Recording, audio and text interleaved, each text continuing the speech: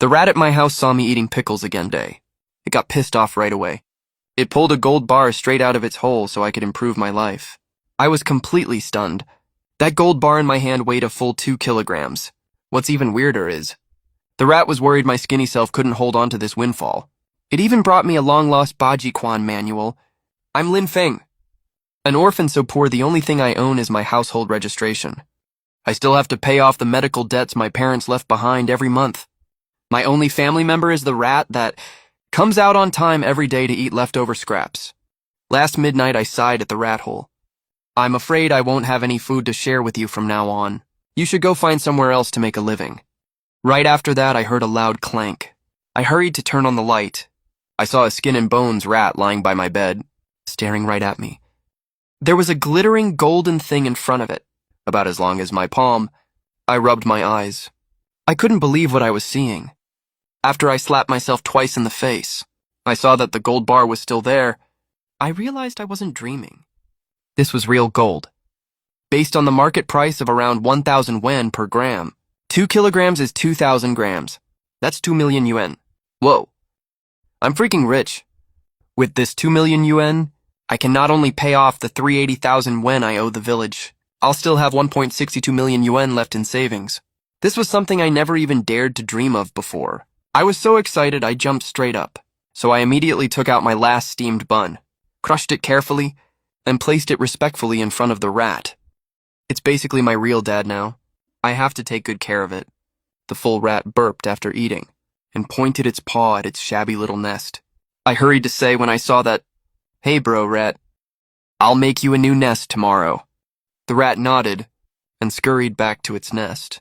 After I calmed down, I looked up ways to cash in gold bars online. Banks and gold shops require purchase receipts.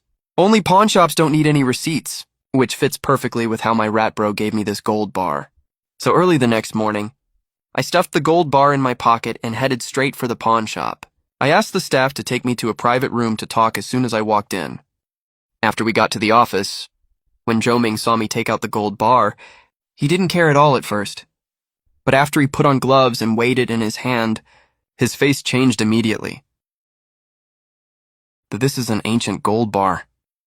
If it was just a regular gold bar, sold by banks or made privately, the value of these gold bars is just the market trading value of gold bars. But ancient gold bars are different. They're not just gold bars. They're antiques too. Their value isn't just the price of the gold itself. They also have great collection value, and even artistic value.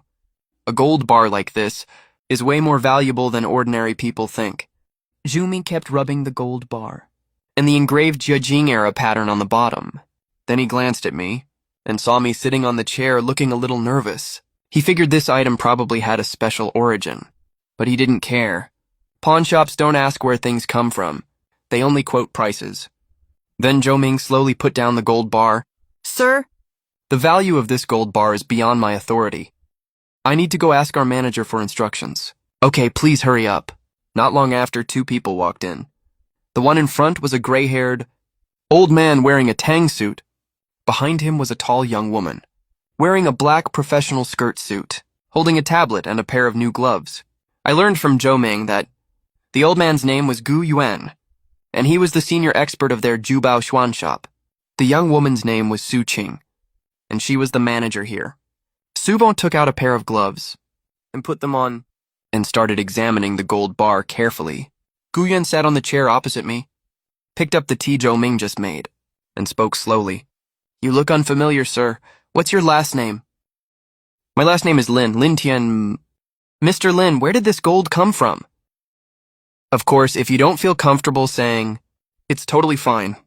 It's a family heirloom, left by my grandfather. I didn't know about it before. My parents passed away recently. I found it when I was going through their belongings. I made up a lie. There's no way I'd tell anyone the truth. "Mr. Gu, I've finished examining it. It's real." "Mr. Lin, what price are you looking to sell this gold bar for?" "You guys name your price. If I think it's fair, I'll take it." "Mr. Gu, what do you think?" "How about 3 million yuan? The current base gold price is 1,000 yuan per gram. This 2 kilo gold bar itself is worth 2 million yuan. plus the collection premium for an ancient official-made gold bar. This price is very reasonable. When I heard that price, my pupils widened in shock. This gold bar was selling for 1 million more than the base price.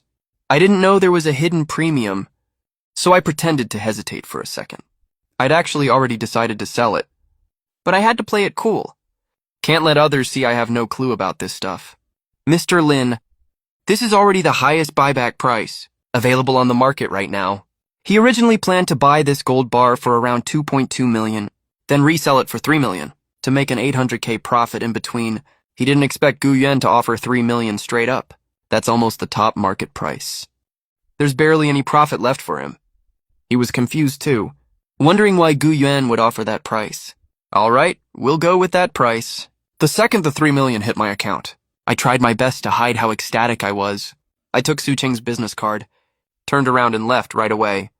I found out later, Gu Yuan valued the nearly perfect condition of the gold bar and assumed I had more valuable stuff. He wanted to cast a long line to catch a big fish. After I left the pawn shop, I was so excited I slapped myself again. It hurt, but felt so good at the same time. Joy and panic from suddenly getting rich washed over me. I had no idea how to spend 3 million yuan. So I hopped on my beat-up electric scooter and rode around in circles for half an hour. I finally calmed down. First, I'd pay back the 380K I owed the villagers. The second, I paid off all my debts. I yelled at the top of my lungs to the air. Mom, Dad, we don't owe anyone money anymore. I need to plan properly for the rest of the money. But first things first, buy a house. Having your own place is the only way to really put down roots in this city. I looked up housing prices and picked a mid to high-end residential community, Shiying Homes. So I headed straight to the Shiying Homes sales office. The person who came out to greet me was a girl in a uniform skirt, with delicate makeup working as a sales rep. She stared at me for a second, confused. Lin Feng. I froze too. Her features looked familiar when I looked closer, but I couldn't remember who she was right away. I'm Su Yao, your junior high classmate. We even used to be desk mates. Oh wow, it's you! You've changed so much! I didn't recognize you at all. You haven't changed much, though. Oh right. What are you doing here? Are you here to run some errands? I'm here to buy a house. I got straight to the point, and also asked if I could get a discount. Su Yao looked totally shocked. Her eyes unconsciously drifted down to my clothes that were faded from washing too much. My outfit definitely didn't make me look like someone who could afford a house. After she confirmed multiple times that I was actually buying a house, she offered a 5% discount in exchange for a meal. I picked a 110 square meter apartment and said straight up I'd pay in full. Su Yao was so shocked her jaw dropped. She rushed to ask her manager for approval and finally got me a 7% discount. That brought the total down to 1,023,000 yuan. After I paid, I had 1,597,000 yuan left in my account. That's more than enough for renovations and daily living expenses later. After all the paperwork was done, I got on my little electric scooter, ready to take her out for that promised meal. Su Yao frowned when she saw the scooter, looking totally disgusted. You just bought a house in full. Why are you still riding this crappy scooter? Haha, this thing still works fine. It'll last another 2 years easily. At the meal, Su Yao kept pestering me about how I got rich, her eyes full of curiosity. She obviously thought I made it through hard work, or had some secret way to make money. Of course I couldn't tell her the truth, so I brushed it off saying I won 2 million in the lottery. As soon as I said that, the warmth on her face disappeared instantly. Her attitude turned cold. For the rest of the meal, Su Yao just ate on her own and didn't say a single word to me on her own. I didn't really care about her cold attitude, though. But when I saw the over 1,000 yuan bill, I winced so hard from the pain of spending that much. But I figured it was worth it since she helped me save so much on the house. After the meal, I rode my electric scooter to drop her off at her rental apartment. After I watched her go upstairs, I turned my e-bike around and left. I had no idea at all. Right now, in the building she rented, a pair of eyes was staring hard at my receding back. On my way back, I suddenly thought of my rat bro at home. I had a nice meal outside today. I can't shortchange this big hero. If it weren't for him, let alone buying a house, I couldn't even afford a single hot pot meal. I'll go to the grocery store to buy some good stuff for him. I got half a roast duck and some chicken legs, and some pork head meat too. When I got home and turned on the light, I yelled towards the rat hole. Hey rat bro, I brought you lots of good food. Come out quick. The rat smelled the delicious scent too, and scrambled right out of the hole. I put the half-roast duck on the cabinet, and got him some water as well. I sat aside and put the chicken legs and pork head meat away. These are for you to eat tomorrow.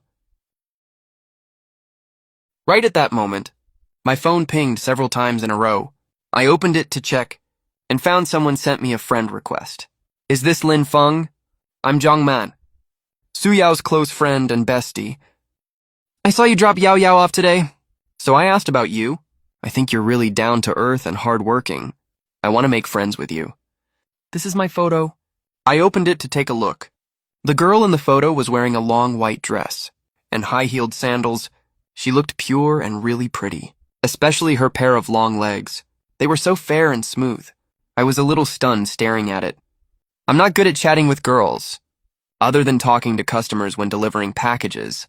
About a few work-related things, I barely have much contact with the opposite sex normally.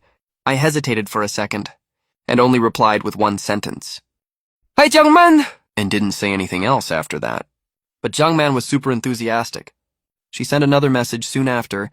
Hey, are you free tomorrow? Come hang out with me. Sorry, I don't really have time. I have to work tomorrow. A few minutes later, her message popped up again. What about after work then? I do have a little time after work. I'll wait for you to get off work. I'll treat you to dinner, so we can get to know each other properly. Treating me to dinner? That's so nice, I replied without thinking. Of course. See you tomorrow then. Before I could refuse, she sent another message. Her tone had a cute, coquettish vibe to it. It's really late, I'm going to bed first. Good night, brother Lin. Such a clueless straight guy. I already invited him to hang out so enthusiastically, and he still didn't offer to treat me to dinner. I had to bring it up myself. Just wait! Early the next morning, I took out the ancient Bajiquan manual my rat bro brought me, spread it on the table, and studied it carefully. I've never practiced martial arts in my life. I didn't even know what Bajiquan was, so I could only follow the illustrations in the book move by move, and went through the explanation text word for word. Although I practiced slowly, I tried to make every move as standard and steady as possible. I didn't dare to be careless at all. I practiced for almost 2 hours straight. I was completely soaked in sweat. It was sticky and really uncomfortable. I took a cold shower, changed into clean clothes, and rushed off to the courier company for work. During my lunch break, I made a special detour to the Chinese medicine shop and got a whole bag of herbs according to the prescription in the manual. I also bought a clay pot. After I got home from work, I immediately poured the herbs into the pot to boil. Soon I boiled a pot of dark black medicinal liquid. It smelled bitter and astringent. I held my nose and chugged half of it down. I poured the rest into a bucket, took off my clothes, and soaked my whole body in it. The medicinal liquid was warm. After soaking for half an hour, all the tiredness in my body was gone. I felt completely relaxed all over. After I cleaned myself up, I rushed back to the courier company to continue my shift. Right after I got off work in the evening, Zhang Man sent me a message right away, urging me to pick her up. I rode my beat-up e-bike to her rented apartment building and saw her walk out all dolled up. She was wearing a floral dress, with delicate light makeup on. She saw the safety helmet on my head, then glanced at my electric bike all covered in scratches. Her expression didn't change at all, but a flicker of disgust crossed her eyes. She muttered to herself in her mind, he won the lottery but won't even buy a nicer car. What a stingy guy. Brother Lin, did you just get off work? Yeah, what about you? I got off work ages ago. I do office work. It's pretty relaxed. Brother Lin, are you tired from work today? I shook my head, said I wasn't tired. I drank the medicinal liquid earlier. Even though I was busy all afternoon, I still feel totally energized. After we arrived at the restaurant Zhang Man picked, we ordered a few dishes. We ate and chatted at the same time. Throughout the meal, Zhang Man kept asking about my family background. When she learned I'm from the countryside, and my parents passed away when I was young, she held my hand. Don't be sad, Brother Lin. Things will get better and better from now on. This sudden comfort actually made me feel a little touched. An hour later, when it got dark, I sent Zhang Man back to her home.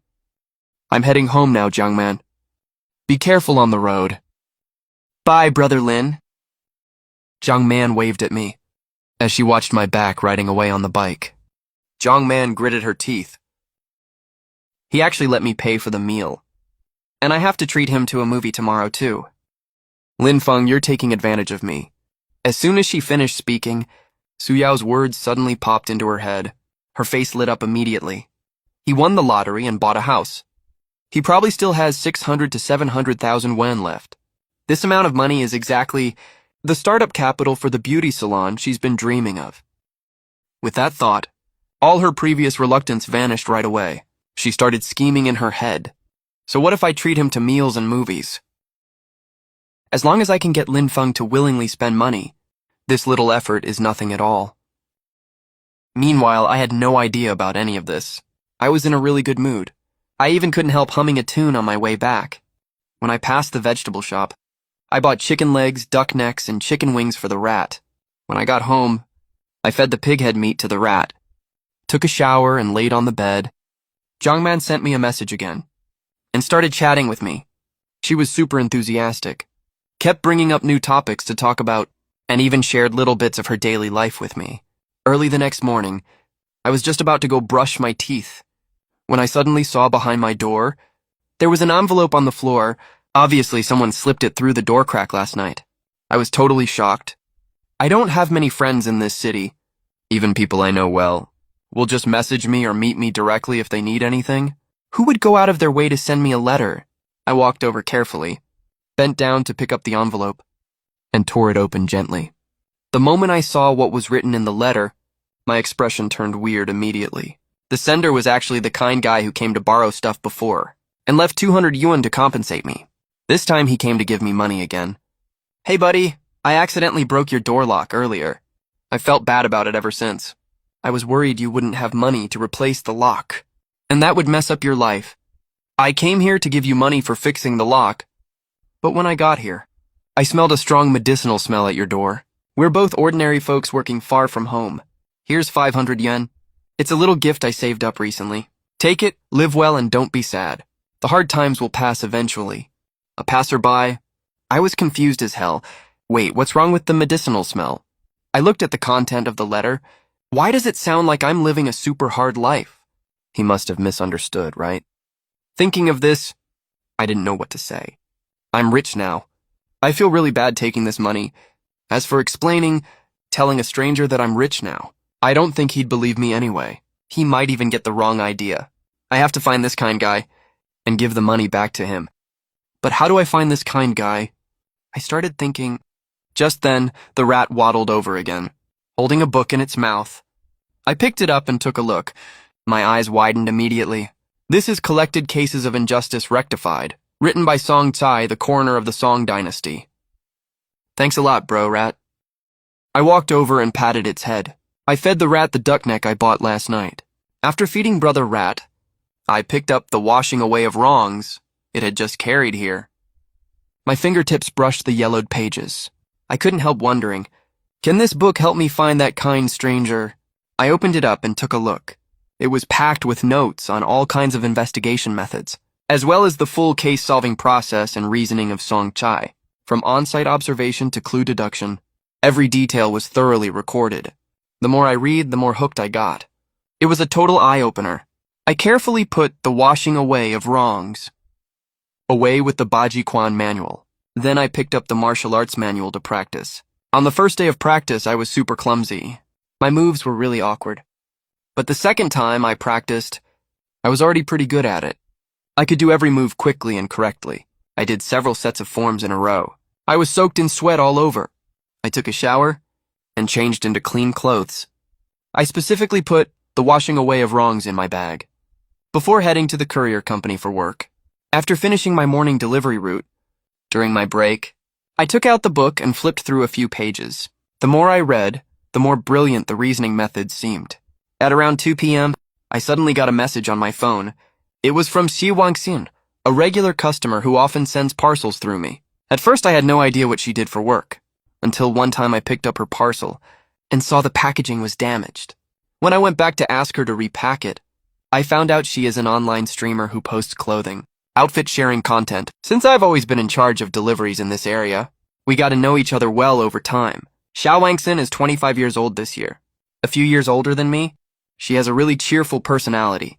At the agreed time, 10 minutes later, I took the elevator to the floor her apartment is on. I just turned the corner of the hallway and was about to knock on the door when I spotted a suspicious hooded figure peeking through the peephole of Xiao Wangxin's door. His body twitched every now and then. He obviously was up to no good. If this had happened before, with my skinny build, I would have yelled for help immediately if I ran into this, and grabbed a stick for courage before getting close. But I've been practicing Bajiquan for 2 days recently. Even though my body hasn't changed much physically, I've gotten a lot bolder. A wave of courage rose up in my chest. I grabbed a mop that was left in the hallway by someone unknown next to me. I gripped the handle tight and walked towards the guy. "Who are you?" "What are you doing?" The hooded man tensed up and shivered. He was pulling up his pants zipper with one hand and took off running the other way. I swung the mop and hit him right on the back.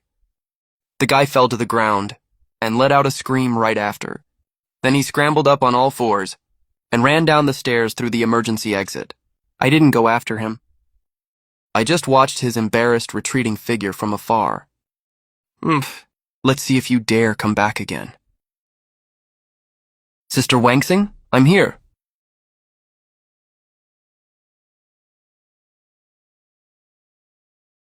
Sister Wangxing, where's the package?" "Do I look pretty?" "Yeah, super pretty. Where's the thing you want me to send?" "So perfunctory. You men always love the new and loathe the old." "The stuff is here. Take it yourself." "All right, just now outside your door. I saw a suspicious person peeking at your place. I already chased him away. He probably won't come back again. But you should still be careful these days. Don't open the door for strangers easily. You really saw him." "I felt like someone's been watching me lately."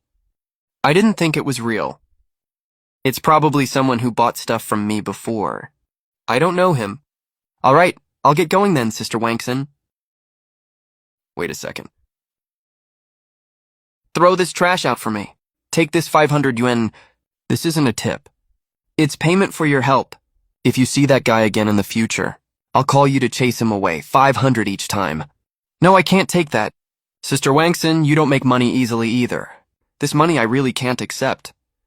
Xiao Wangxin was stunned for a second. She brushed the hair off her forehead and smiled.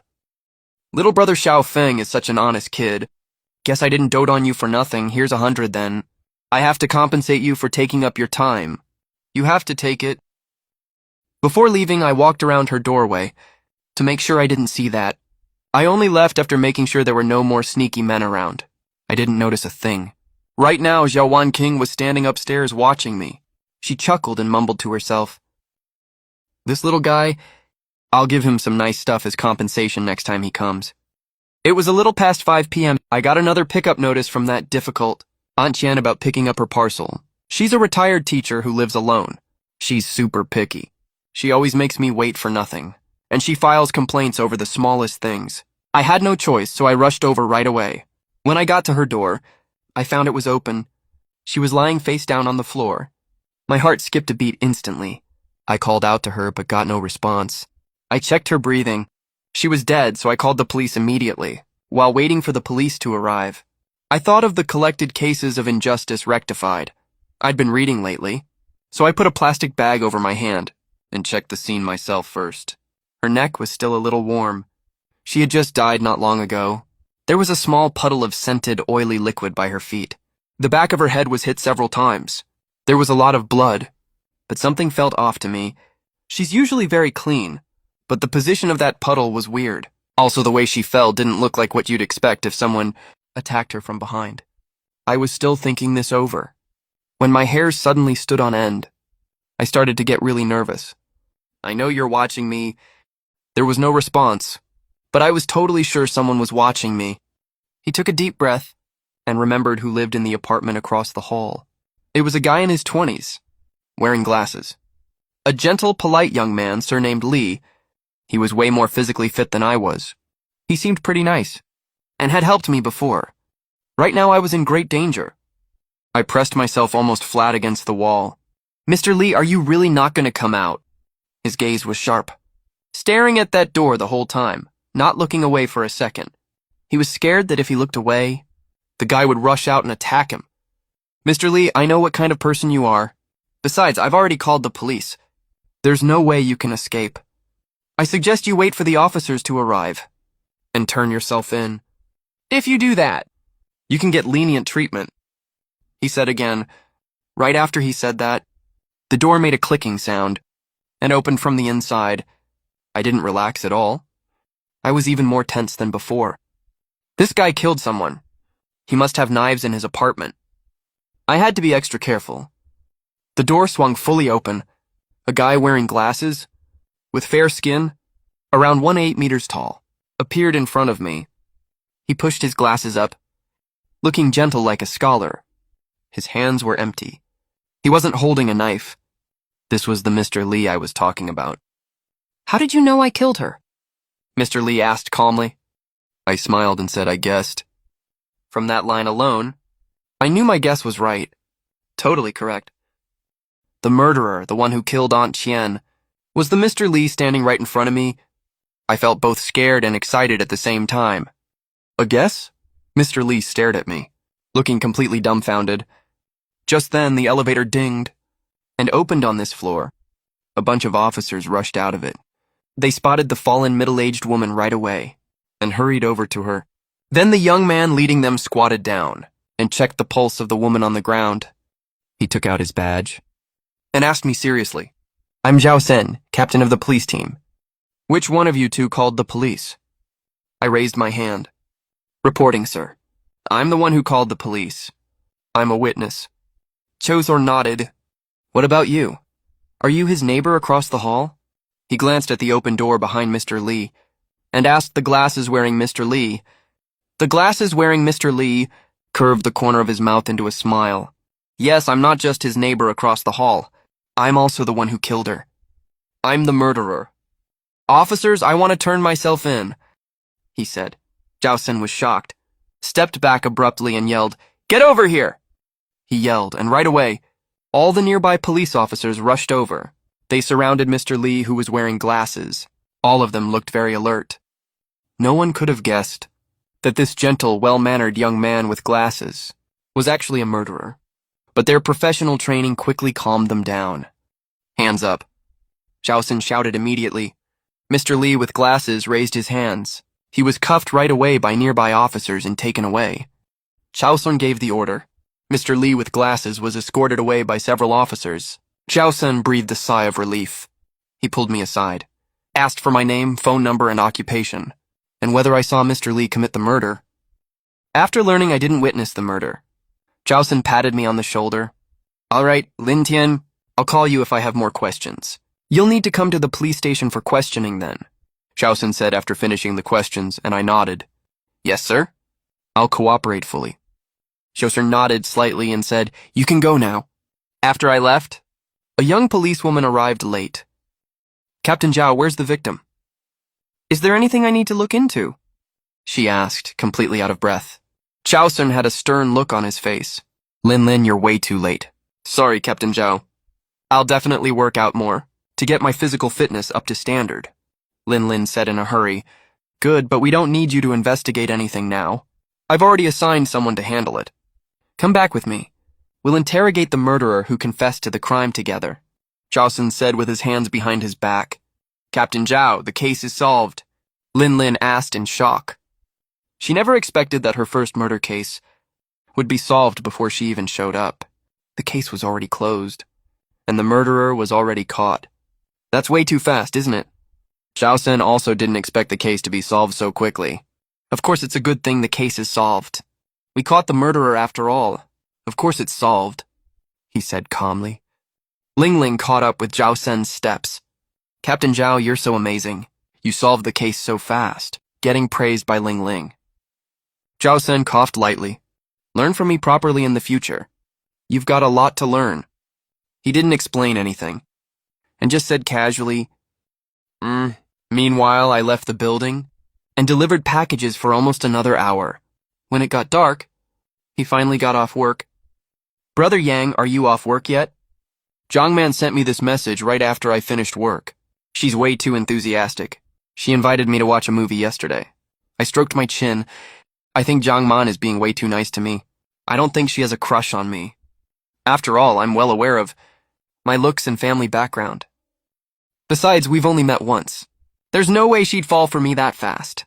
If she doesn't like me romantically, why is she being so nice to me? Does she just think I'm a decent guy? Am I that attractive? I can understand inviting me to dinner, but inviting me to a movie too. Also, we didn't even finish dinner last night before she asked me to go to the movies. If I didn't think it was too late and needed to go home to feed my pet rat and turn Jongman down, I probably would have gone to the movie with Jongman last night. Am I overthinking this? I flipped through The Washing Away of Wrongs. The more I read it, the more I realize how dangerous the world can be. It made me a lot more cautious of the people around me. I'm just a poor guy. What could she possibly want from me? I smiled casually. My eyes suddenly twitched a little as I thought about my current situation. Don't judge people with bias. You'll easily get them wrong that way. If she really has bad intentions, she'll slip up in front of me sooner or later. I'm pretty observant. I texted Jongman back. Just got off work, I'll come pick you up right away. Okay, brother Yang. Be safe on the road, okay? All right. I rode my electric bike to the apartment building Jongman rented. A woman's voice called out Ling Tian. I looked up and saw Ku Yanyuan. She was standing by the window looking at me. What's up, classmate Q? Ku Yanyuan smiled. Take good care of my best friend. Don't bully her. No problem. Knock, knock, knock. Then Jongman came downstairs. She was wearing a long red dress today. She looked extra stunning and charming.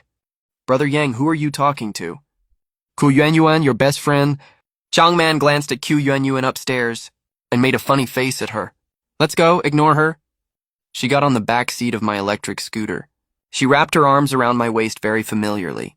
Outside the interrogation room of the police station, Xiaosen and Lingling stood in front of a transparent glass, looking at the interrogation room inside the glass. Inside the interrogation room, 2 young police officers were sitting there. Opposite them sat a man with his hands cuffed, wearing glasses. A gentle-looking young man. This is Mr. Li, who admitted he was the murderer, admitted killing Aunt Qian, and was arrested to the police station for interrogation. Are you gonna talk or not? An officer stood up, slammed the table, and snapped. The bespectacled Mr. Li kept his head down. His eyes were dull. He stared at his cuffed hands, not knowing what he was thinking. No matter what the officer in front of him said, he didn't say a single word. He just kept silent. Xiaosen outside the interrogation room frowned tightly. It's already been an hour. He still won't say anything. Lingling, who stood next to him holding a notebook and a pen, said helplessly. Ever since we came back, she asked Xiaosen to arrange her to watch here. She thought she would learn some criminal interrogation skills. But no matter how the 2 officers inside questioned him, the arrested young man just wouldn't say a word. Not a single sound at all. Just like a mute? Looks like I have to interrogate him myself, Xiaosen said with a solemn face. Lingling got excited right away. The captain is finally taking action himself. She can learn a lot this time. When we came back an hour ago, she thought Xiaosen would take her in to interrogate the murderer. But Xiaosen was called by the director to report the situation, so she could only stay here to watch and learn. Now she has the chance to go inside, to interrogate the murderer in person, and this is her first time facing a murderer directly. How could she not be excited and nervous? Lingling, come in with me. Don't talk later. Watch me get all the truth out of him. Sister Qi, take notes carefully. Listen carefully. Study hard. Xiaosen instructed seriously. Lingling stood straight. I understand, Captain. Come with me. Xiaosen led Lingling towards the interrogation room. He opened the door directly when they arrived at the entrance. The 2 sitting officers inside looked over. Xiaosen said immediately, You 2 go out first. Let me interrogate him. The 2 officers nodded. Okay, Captain. The 2 officers took their things and walked out the door. The door of the interrogation room was closed. Xiaosen and Lingling sat down. Xiaosen faced the gentle, bespectacled Mr. Li. Your name is Li Chengqi, right? He asked, the bespectacled. Gentle-looking Mr. Li didn't answer. Xiaosen's face darkened. Li Chengqi? Even if you don't say anything now. We have evidence to prove you are the murderer. That you are the one who killed the person. Sitting next to him, Ling Ling felt a sharp aura rising up inside the interrogation room. She thought if Zhao Sen said that to her, she definitely wouldn't be able to stand it, and would have spoken already.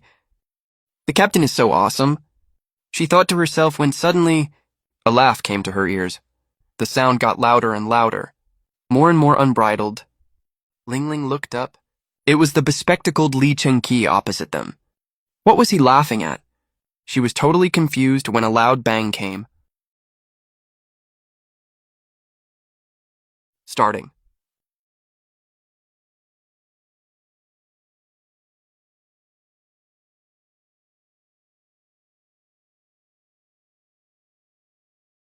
Zhao Sen stared at Li Chengqi. What have you figured out? Have you figured it out? That you need to confess honestly. Li Chengqi's eyes flickered. He said he guessed it, but I clearly saw him looking around the body for a long time. He must have seen through my scheme and plan. That's how he knew I was the murderer. Too bad I was too flustered at first because it was my first murder. I was way too nervous. I didn't react in time. Now thinking about it, Li Chengqi spent so long planning this scheme and tested it several times. I only did it when I thought it was flawless. How could he possibly guess I'm the murderer so easily? He said slowly, with a hint of unwillingness in his tone. Zhao Sen took a deep breath. Li Chengqi, I'm telling you to confess how you committed the murder, not to beat around the bush with me. Li Chengqi tilted his head and curled the corner of his mouth. Officer, didn't you just say you already have evidence to prove I'm the murderer? Then let me ask you this. Where's the murder weapon? Do you know that? He didn't answer Zhao Sen's question. Instead, he changed the subject. Where is the murder weapon? Zhao Sen was stunned for a second. According to the forensic examination, the victim's wounds were caused by a sharp object. He already sent people to search Li Chengqi's house, but the latest feedback we got says the murder weapon hasn't been found yet. You didn't find it, did you? Li Chengqi spoke again. Zhao Sen slammed the table once more. Li Chengqi, I'm the one interrogating you here, not the other way around. Li Chengqi adjusted his glasses. Calm down, officer. What happened that day, and my whole plan, until he shows up, I'm not telling you anything, he said in a deep voice, who's not coming. Zhao Sen was confused for a moment. Your accomplice? He snapped back to his senses and gestured to Ling Ling. To tell Ling Ling to take notes right away, Ling Ling got the hint and started typing immediately. After hearing this, Li Chengqi, his eyes lit up. Officer, I, Li Chengqi, take full responsibility for my own actions. I committed the murder all by myself. Then who do you want to see? I want to see Xiaoyang, the delivery guy. He's the one who saw through my plan and tracked me down. He's the one who pointed out I'm the murderer and convinced me to turn myself in at home. I need to see him. I want to know how he saw through my plan and figured out I'm the killer. Otherwise, I won't rest in peace even if I die. Li Chengqi said seriously. Xiaoyang, that young delivery guy, the delivery guy who was at the crime scene. You want to see him? You said he convinced you to turn yourself in. Zhao Sen looked completely unbelievable. Ling Ling was also stunned. Weren't you the one who found the murderer, Captain? Li Chengqi pushed his glasses up the bridge of his nose. Yes, it's him. I want to see him. I want to know where he spotted the loophole. Zhao Sen was about to say something else. Li Chengqi raised his hand. Stop asking me questions. I don't want to say anything anymore. He lowered his head and zoned out again. Seeing this, Zhao Sen pulled back the stool. Come outside with me. He walked ahead. Lin Lin followed closely behind. Captain, who is that delivery guy, Lin Tian? He arrived at the scene a little late and didn't see me. But when he was downstairs, he saw a parked three-wheeled delivery vehicle. All I know is he works as a delivery guy and said he witnessed the death scene and was the one who called the police. I never thought he was the one who found the murderer. Zhao Sen replied. He realized that the questioning he did on me back then was way too casual. He had underestimated the guy. Ling Ling was speechless. A delivery guy solved the murder case. That's kind of crazy. An electric bike was driving on the side of the road. It wasn't going very fast. A gentle breeze blew past my ears. Jiang Man's skirt fluttered in the wind. Since it was a bright red long dress, she caught every passerby's eye wherever she went. When passersby saw her, then saw her gently hugging me who was wearing a helmet, riding a beat-up electric bike, they couldn't help but ask themselves, what am I worse than him at? At the entrance of the cinema, I stopped the e-bike, and Jiang Man called Brother Yang. After we watch the movie later, can we go to a hotel for dinner? Jiang Man wrapped her arms around mine and said intimately. I hesitated for a second. It's my treat. Jiang Man continued, and I smiled. No, you already treated me to the movie, and now you're treating me to dinner too. That's already so much of your money. How can I let you spend more? It's my turn to treat you this time. Jiang Man held my hand. Her eyes were slightly red. Brother Yang, do you hate me? No, why would you say that? If you don't hate me, why won't you let me treat you to dinner? Jiang Man said in a small voice. Brother Yang, when you say that, my heart aches a little. For me, treating you to a meal is never a waste of money. 'Cause you mean so much to me. Her voice was soft and sweet. Her words warmed my heart instantly.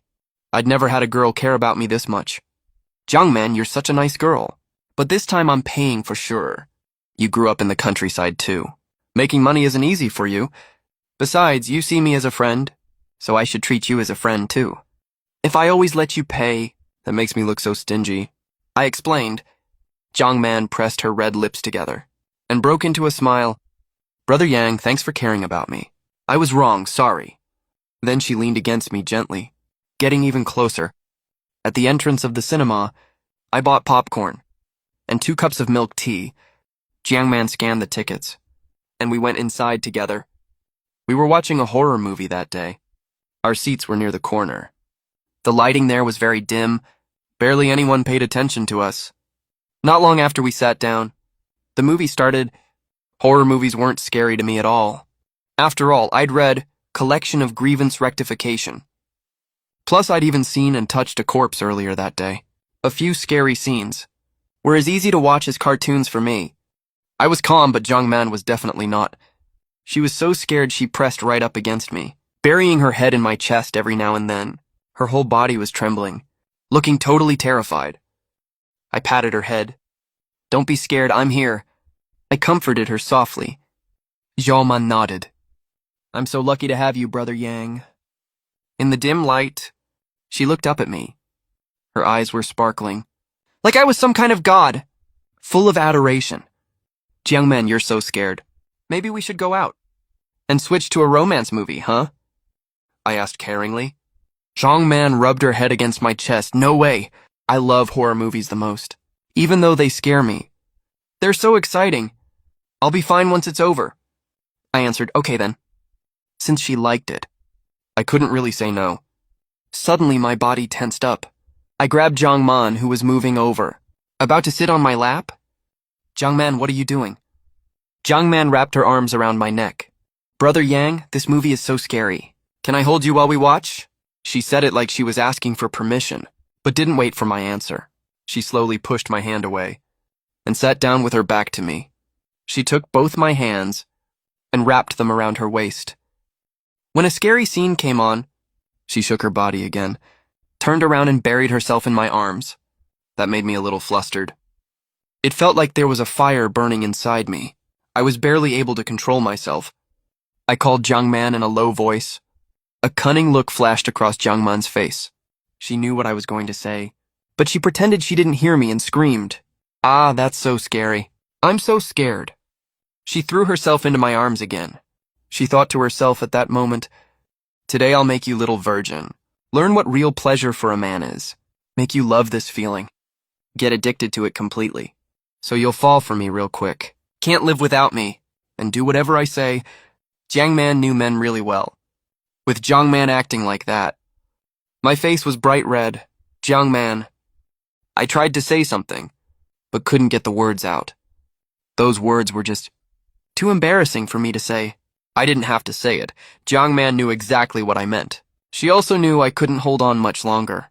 Little virgin is just a little virgin already this worked up. I'll let you take advantage of me this time. Once I get my hands on your money, I'll definitely get someone to break your legs for daring to take advantage of me. Just as she thought that, A ringing phone cut off both of their thoughts. Who is that? Who doesn't turn off their phone during a movie? Someone yelled unhappily from behind. I quickly took my phone out of my pocket and hit the mute button. Jiang Man is calling. I need to step out to take it, I said with a huge sigh of relief. It's almost working. There's no way Jiang Man would let me leave right now. Brother Yang, call back after the movie, okay? It's not urgent anyway, she coaxed. I glanced at the number on my phone. I didn't recognize it at all. He gritted his teeth and pressed the decline button. That feeling was just too overwhelming for him to control. Jiang Man noticed I declined the call and got even more affectionate right away. My phone vibrated again. It was still that same number. Looks like it's something urgent. I really need to take this. I pushed Jiang Man away. He scrambled out of the cinema in a fluster. Jiang Man stared at his leaving back and snorted coldly. Damn it, my plan almost worked today, so close. Who the hell called him anyway? What a total waste of my time. Then she stood up too. Horror movies.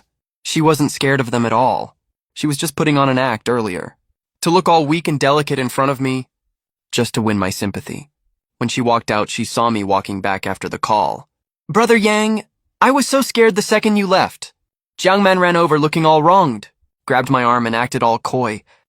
Are you done with the call? Let's go back in to watch, yeah? I won't be scared as long as you're with me. She thought this was the perfect chance. She had to seize it to finish her plan, and make me fall completely for her sweet little act.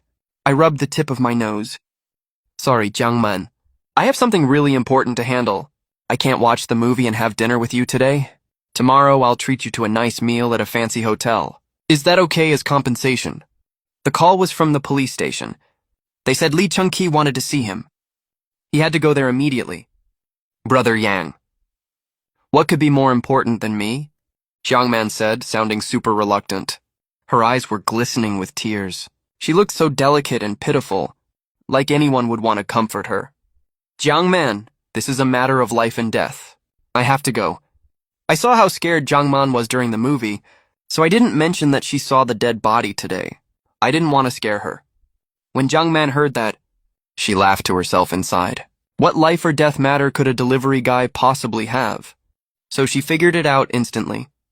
Looks like my plan worked. He couldn't hold it in. He's afraid of embarrassing himself in front of me. He's going home to change his pants. I should back off for now then. If I keep clinging to him, he'll end up getting annoyed. Besides, the plan already worked. Tomorrow he'll remember how that felt, and want to do it again. Then he'll be totally wrapped around my finger. Once Jiang Man figured all that out, she squeezed my hand. All right then, your business is more important, Brother Yang. I'll listen to you. I'll hail a taxi for you. To send you home first. Okay? Soon a taxi pulled over. Jiang Man got in the car and waved goodbye to me. Stay safe, Brother Yang. Don't wear yourself out. Remember to get home early and rest, she said, sounding all concerned. Okay, shortly after she left, a police car stopped right in front of me. There was a young girl sitting in the car. It was Lin Ling.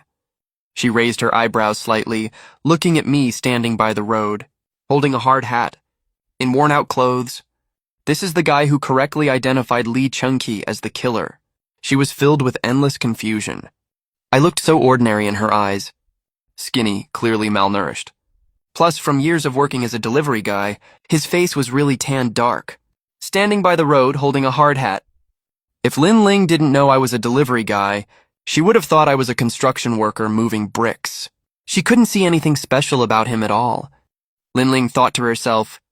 Just then, Zhao Sen, who was sitting in the passenger seat, tapped on the car door. Get in the car quick, he yelled. He was also full of questions right now. I opened the back door and got inside, then closed the door. Zhao Sen stared at me. What are you doing with a hard hat? I put the hard hat aside, right on the electric bike. I'm scared someone might swipe it. Sure, this hard hat's a little worn out, but it still works fine. I'd never throw it away. You're so thrifty, huh? Zhao Sen sighed. Let's hit the road. Okay. Lin Lin started the car with a bunch of annoying doubts, headed straight for the police station. Lin Tian, Li Chengqi said you cracked the case and found out the truth. Before telling him to turn himself in, Zhao Sen asked me through the rearview mirror. Yep, I answered. Why didn't you tell me earlier? Zhao Sen said helplessly. If he'd known this earlier, he would have invited me to the station right away, instead of wasting time coming to get me. You never asked. I didn't bring any of this up back then. Besides, Zhao Sen not asking. I thought since Li Chunqi turned himself in, he would spill everything about the murder of Aunt Qian, his plan and his motive. Who knew he'd clam up the second he stepped into the station? Hearing my three-word reply, Zhao Sen collapsed back into his seat, defeated. How was I supposed to know a delivery guy could solve a murder case? He thought bitterly to himself. I can only count on him now. Li Chunqi had just mocked him, and now he needed me to get his dignity back. The car pulled up in front of the police station. I got out of the car with Zhao Sen and Lin Lin. Come with me, Zhao Sen said, leading the way. Lin Lin and I followed right behind. Heading inside, all the officers we passed greeted Zhao Sen first. Then all stared right at me, looking totally shocked. That's Lin Tian? The delivery guy who solved the murder. One officer whispered. Must be him, right? Why else would the captain bring him back? Another officer replied uncertainly. He doesn't look that sharp, though. Did he really solve the case? Zhao Sen frowned hard. You guys love gossiping behind people's backs that much. Got nothing better to do. He snapped. All the chattering stopped immediately. Then they headed into the interrogation room. Zhao Sen stood in front of the one-way glass.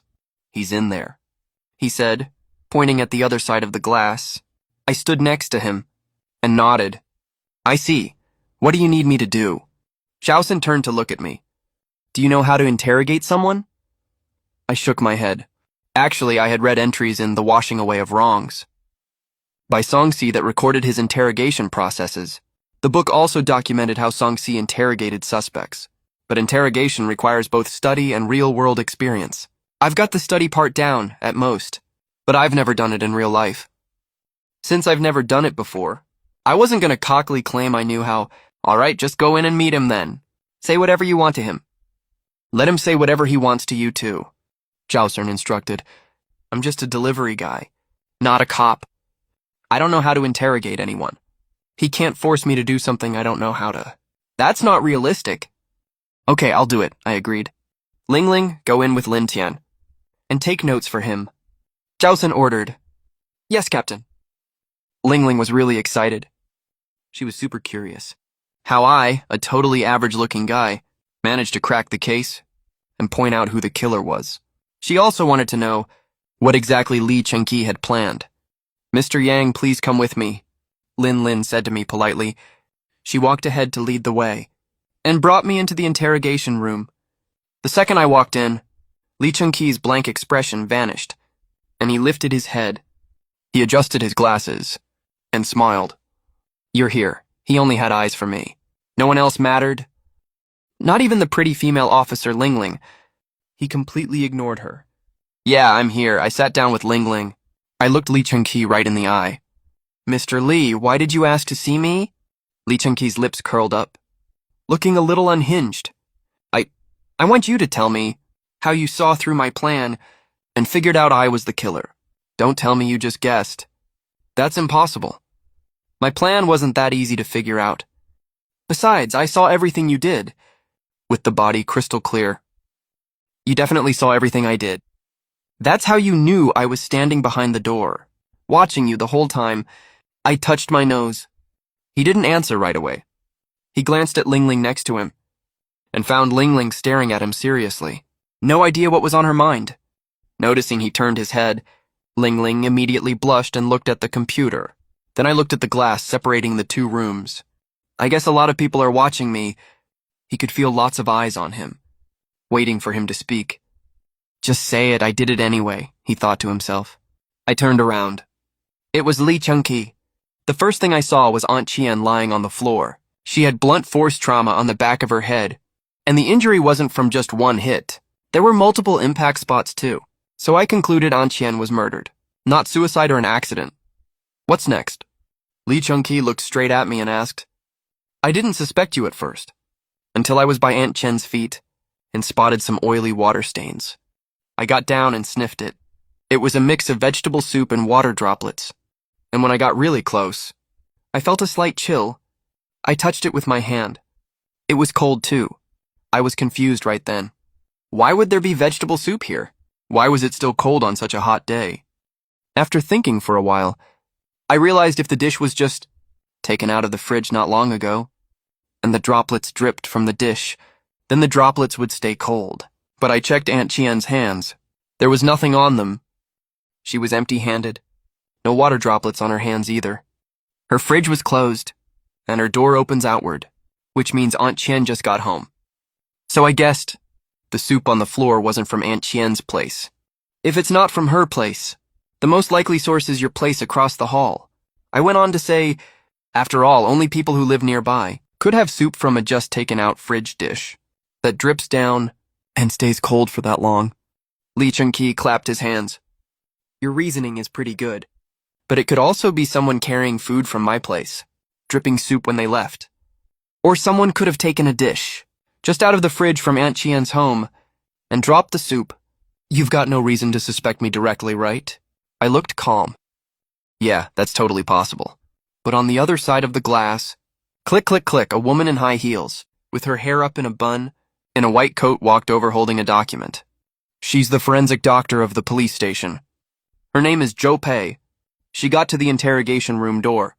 She saw a bunch of officers gathered inside and outside the room, all staring quietly inside. She frowned immediately. Hey, she flicked the document lightly and hit the back of a young officer standing at the interrogation room door.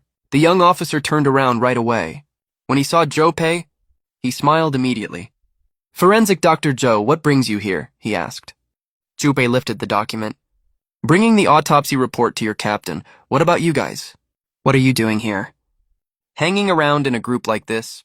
You're almost filling up the whole interrogation room, she asked confusedly. She also noticed that Zhao Sen didn't stop this behavior at all. Jo Pei knew Zhao Sen very well. He had a really bad temper. There's no way he'd normally tolerate a bunch of officers slacking off and hanging around during work hours, unless something huge was happening inside that caught Zhao Sen's full attention. So he didn't care about the other officers around. Forensic Dr. Zhou, you don't get it. Jo Pei's face turned cold. If I knew, why would I ask you? The young officer smiled awkwardly. Sorry, I forgot. You don't care about what's going on outside the lab. It makes sense you don't know. Here's the thing. There's a delivery guy in the interrogation room right now who's figuring out the whole case.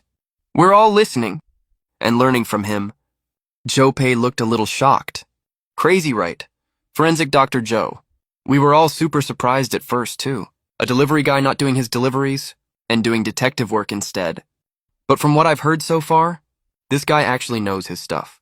He's already gotten to the part where he explains how he suspected Aunt Chien's neighbor, and he's about to keep going. Want to come in and listen too, Forensic Dr. Joe? The young police officer asked. Jo Pei let out a soft huff. Not free. Move aside. I'm going in to hand the autopsy report to your captain, she said coldly. The young officer stepped out of the way. He knew this female medical examiner was not to be messed with. As she walked closer, all the officers stepped aside one by one, letting Jo Pei walk up to Zhao Sen. Right now, she didn't take the autopsy report to give to Zhao Sen immediately. Instead, she stood right next to Zhao Sen, staring at the interrogation room through the glass, and watched quietly. Didn't Forensic Joe say she wouldn't listen? The young officer was stunned at the scene. Then he shook his head helplessly. Tsk, women really do say one thing and mean another. Wait, why did I get pushed out? The young officer was so frustrated he could almost cry. The space is only so big. It was already packed full. With Jo Pei joining the crowd, of course someone has to stand outside, right? Inside the interrogation room, Lee Chung-ki adjusted his glasses. So what's wrong? Did I leave any other clues that could expose me? Of course you did, where? Lee Chung-ki never expected that. The plan he thought was flawless. Had so many flaws in my eyes. The position where Aunt Chien fell, I said slowly. She didn't fall right at the front entrance. She just unlocked the door and was about to go in, when someone couldn't wait to attack her. The moment she was knocked down, she fell sideways into the room. Is there any problem with that? Lee Chung-ki asked confusedly. There is, if someone followed Aunt Chien upstairs to get revenge on her. There's no need for him to wait until Aunt Chien unlocks the door to launch his revenge attack. He could have attacked her earlier in the hallway. If it was a robber who wanted to kill and steal, he also wouldn't wait for Aunt Chien to open the door to make his move.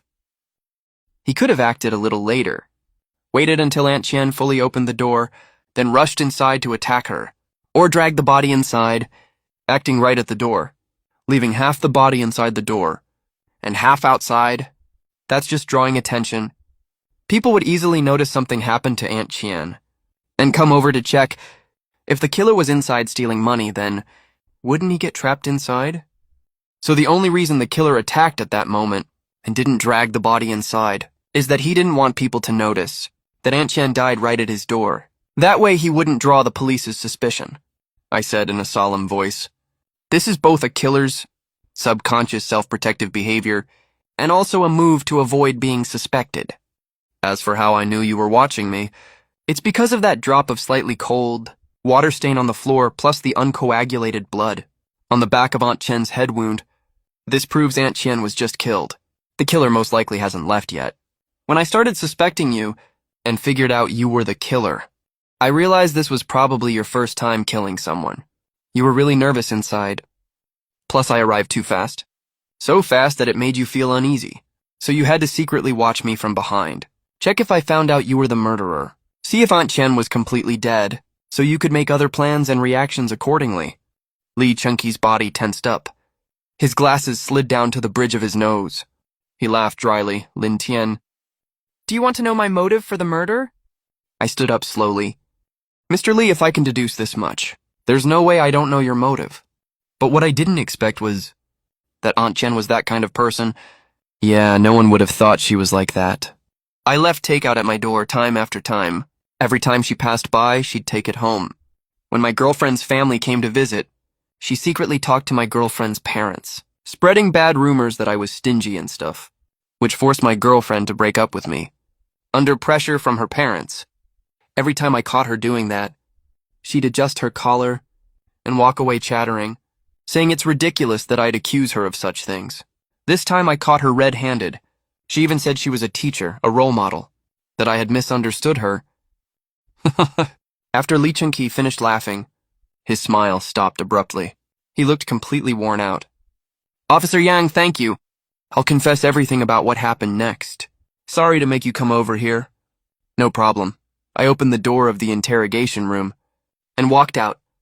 After he left, Lin Lin turned around. Mr. Yang was a bit confused after listening to all that, but he knew I had completely broken down Lee Chun-Ki's psychological defense.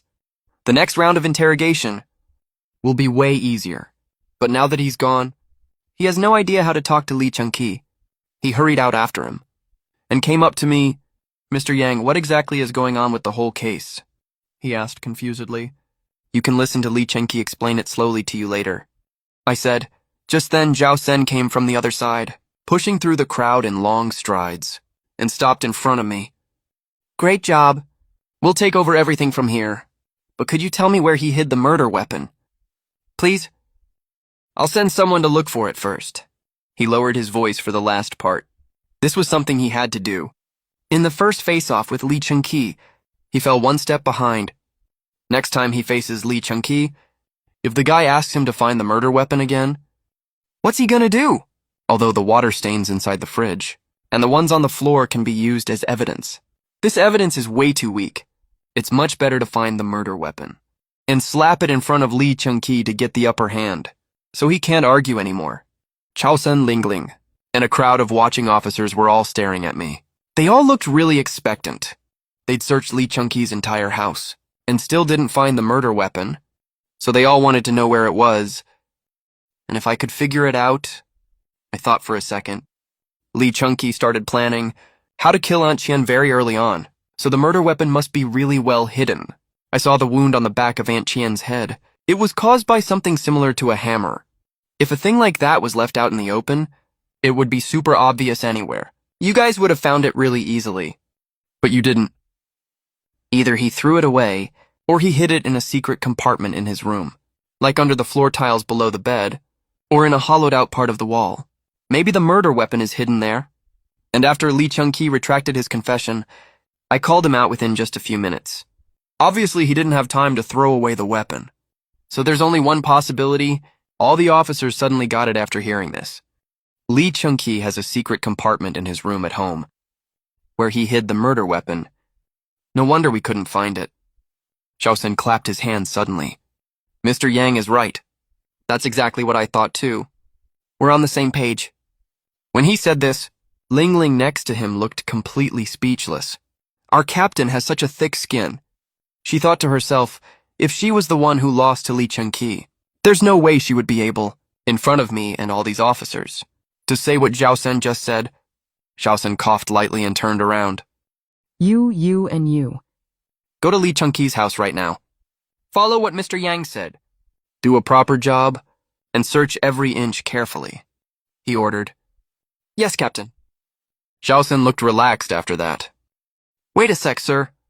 Wait till I finish interrogating Lee Chung-ki. I'll send you home myself, he said with a smile.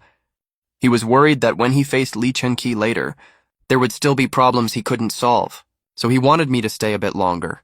No need, it's already getting late. I have to go to work tomorrow. I'm gonna head home and sleep first. You guys keep at it. I can take the bus home myself. I've already stayed here for quite a while. I still have to feed my rats when I get back. I don't have time to wait around anymore. As for what Xiaosen implied, I didn't overthink it, and didn't pay it any mind. I didn't wait for Xiaosen to say anything else. I headed for the door. Xiaosen scratched his head. He couldn't tell if I didn't get what he meant, or if I did get it, and turned him down on purpose. But since I had things to do, there was no point forcing me to stay. I already analyzed the case thoroughly anyway. If he, a captain, was still too scared, it would be too embarrassing. Lin, you take Mr. Yang home, he ordered. No matter what I thought, there was no way he wasn't going to send someone to take me home. After all, I came here to help them solve the case. How could they bring me here and not send me back? Oh, okay, Captain. I'll take Mr. Yang home. He chased after them quickly. I had already reached the entrance by then. He grabbed a helmet. Then he stood by the roadside, getting ready to catch a bus home. Mr. Yang, the captain told me to take you home. Ling Ling ran after him and yelled. Just then, a red BMW pulled up right in front of me. The window rolled down. A woman with a cold expression appeared in front of me. Get in, I'll give you a ride. I raised an eyebrow. Who are you? You're really good at deducing things. Try to figure out who I am, the woman said. I waved my hand and said bye. He turned around and walked straight towards Ling Ling. He didn't have time to mess around with her. If he wasted time on that, he'd already be home by now. I'm a forensic doctor. My name is Joe Pei. I'll give you a ride home. I have something I want to ask you, the woman yelled from behind. Forensic doctor. She actually is a forensic doctor. I asked Ling Ling. Ling Ling looked at Joe Pei. Yes, Mr. Yang. She's Forensic Dr. Joe from our police department. I stopped in my tracks. I opened the door and got into the BMW. Joe Pei rolled up the window casually and ignored Ling Ling completely. The BMW started up and drove off. Ling Ling stared at the leaving BMW, totally at a loss. Mr. Yang, why did you get in her car?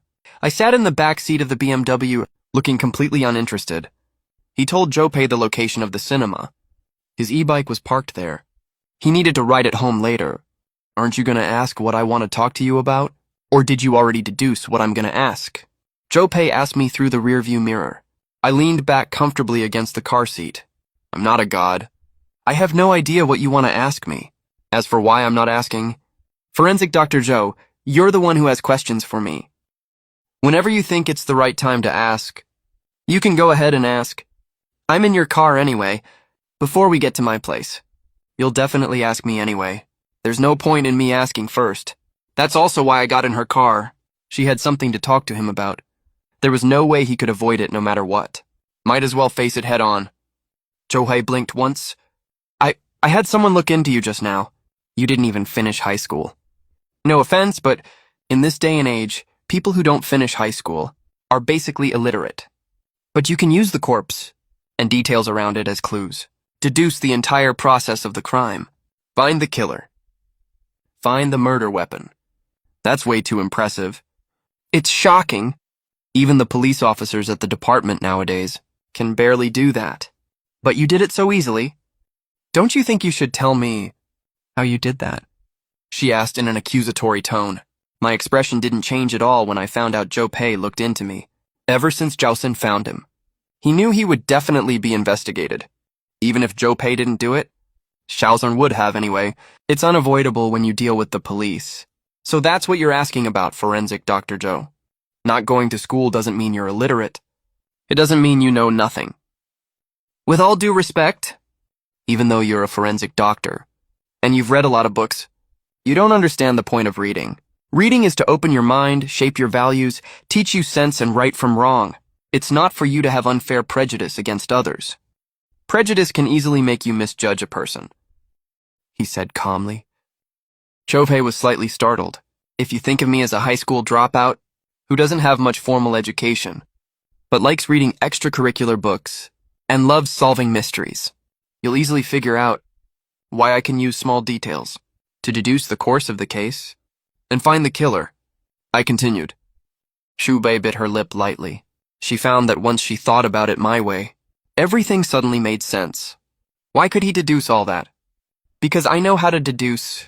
I've read books on this stuff, and I know how to use what I learned. The car went quiet for a moment. After a little while, the car stopped. I opened the car door and put on my helmet. Ride the bike back home. Zhu Pei was sitting in the car and thought of what her father had told her.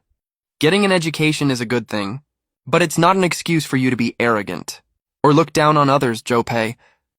You need to let go of that arrogance you got from studying abroad. Otherwise, you'll get nowhere at all.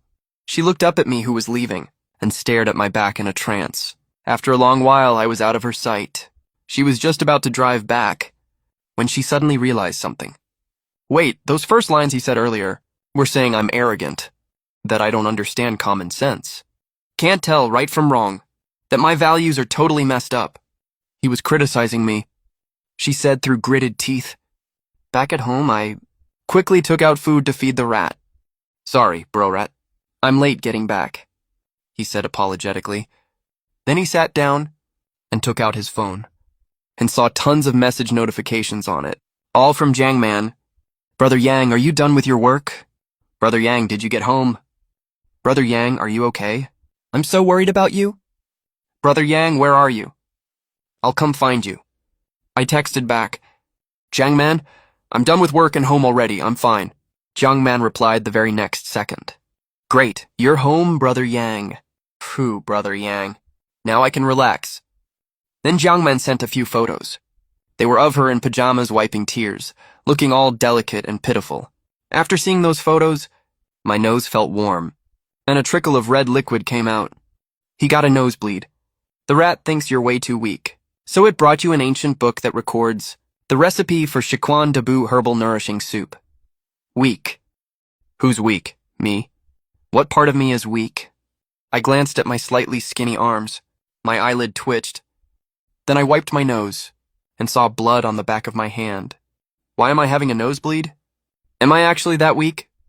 He hurriedly grabbed a towel to wipe it off and checked Jiang Man's messages at the same time. As long as you're home, I'm relieved, Brother Yang. It's getting late. I'm gonna head to bed first. See you tomorrow. I'll miss you tonight. Good night. Shy, I replied. Good night. He then sat down next to the rat and started flipping through the book with the Shiquan Dabu soup recipe. Everything was written clearly on it. The whole method of making this Shiquan Dabu soup, all the herbs and ingredients needed for it. There was also a line at the end. This herbal soup was jointly developed by the Imperial Kitchen and Imperial Physicians back then, made exclusively for the Emperor, and it has excellent effects. These herbs are pretty expensive, though. No wonder it was only for the Emperor. Ginseng deer antler. I'll go buy a set tomorrow. I need to fix my weak body. I need to nourish it back to health. I said firmly. He can't be weak, he won't be weak. He needs to be strong and fit. He needs to be normal. Just like everyone else. Changing life starts with the body, I thought to myself. He tidied up the room a bit, then took a shower and went to bed. After his practice, he went to deliver packages as usual. He went home at noon to boil the medicinal liquid, then headed out to the pharmacy, spent over 20,000 yuan, and bought 3 sets of the herbs needed for the herbal soup. then went to the market to buy the other required ingredients. After he got everything done, he hurried back home. The medicinal liquid for Baji Quan practice was already boiled. He drank half of it and used the other half for a bath. Before getting in the bath, he followed the instructions in the herbal recipe book. Put the Shikwan Dabu soup in the pot to stew. Then he soaked in the medicinal liquid and napped for a little while. When he woke up, the medicinal liquid had already been absorbed by his body. He got up afterwards, poured out the Shikwan Dabu soup, and put it into a bottle, then took it with him when he went out. During his break from delivering packages in the afternoon, he drank the Shikwan Dabu soup when he was thirsty. He didn't feel much different after drinking it, so he kept delivering packages, but the more he worked, the hotter his body felt. His mouth was dry. He was unbearably hot and restless.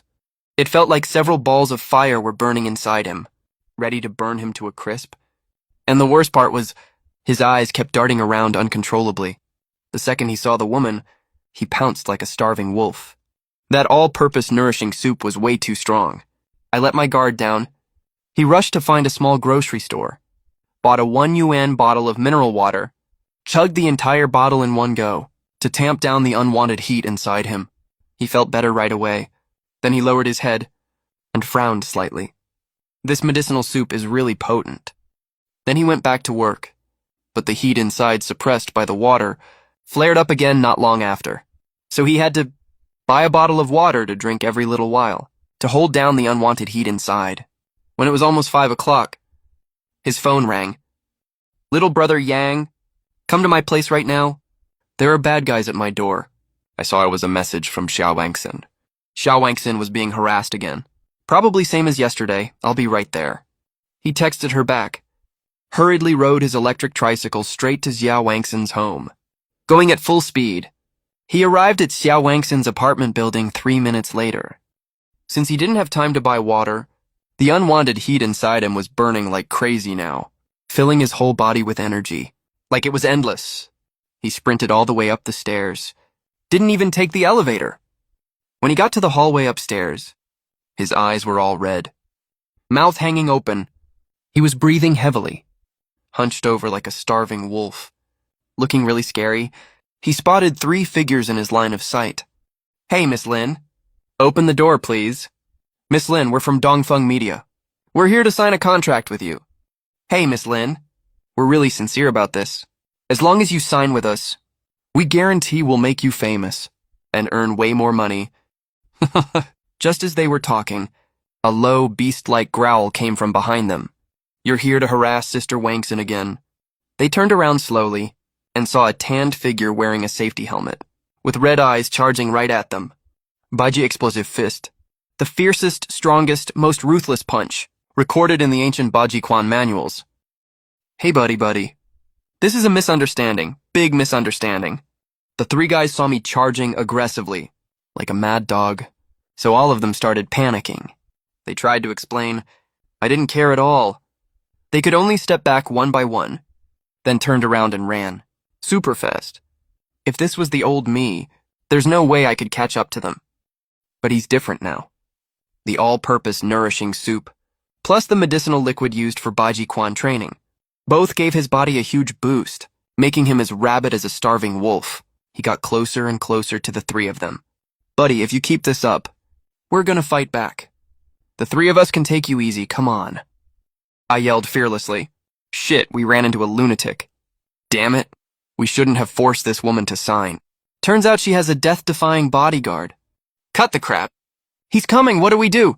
Stop him!" The 3 of them scrambled to grab me, trying to stop him. I charged right at them, boom, that hit. Knocked one guy straight to the ground.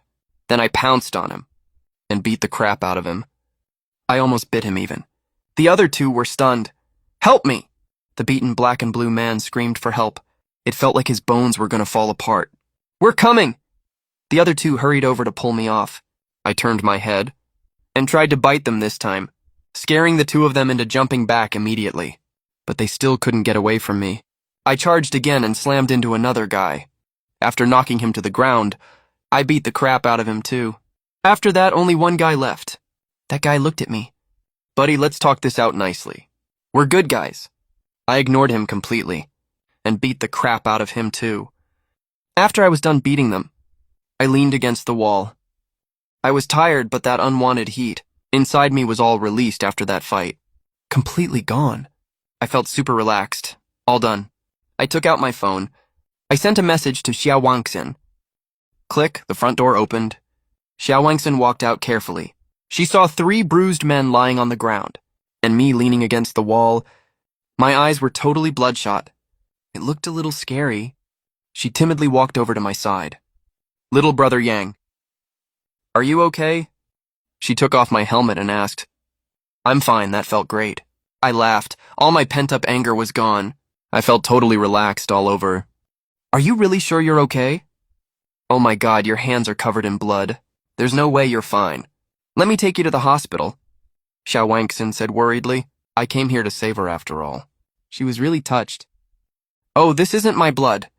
It's theirs. I wiped the back of my hand and replied, Hey, where do you think you're going? The 3 badly beaten, bruised guys were quietly helping each other leave right then. When I yelled out like that, they ran even faster. Let them go. Come on, rest at my place for a bit. Xiao Wangxin helped me up. We went inside her house. This was my first time entering Xiao Wangxin's home. She always picked up packages at the door and left right away, barely wasting any time. Once inside her house, I noticed there was carpet on the floor. The curtains were drawn, so the room was really dim. Should I take off my shoes? I asked if I needed to, let me help you. This was my first time having someone help me take off shoes, especially a woman. I felt really awkward about it. I can do it myself. Do you have the strength for that? Doesn't seem like it. Then hold onto the wall and let me do it. Fine. Xiao Wangxin squatted down and helped me take off my shoes. Then she helped me sit down on the sofa. She poured me a glass of water, got a towel and wiped the blood off my body, and massaged my shoulders to help me relax. Little brother Yang. Thank you so much, Xiao Wangxin said gratefully. She looked at my slightly thin frame. It wasn't broad, but this was the guy who fought 3 people alone, risking his life for her. The more she thought about it, the more touched she was. I took a sip of water. I get paid to do this. It's my job, Sister Wangxin. You're being too polite. Xiao Wangxin's hands stopped moving. She pulled out 500 yuan from her bag next to her. Here, take this money. She angrily stuffed 5 100 yuan notes into my hand and said, It's 500 yuan. 100 yuan is enough? I pulled out 1 note and put the other 400 yuan on the table. We had agreed on 100 yuan. I wouldn't take more than that.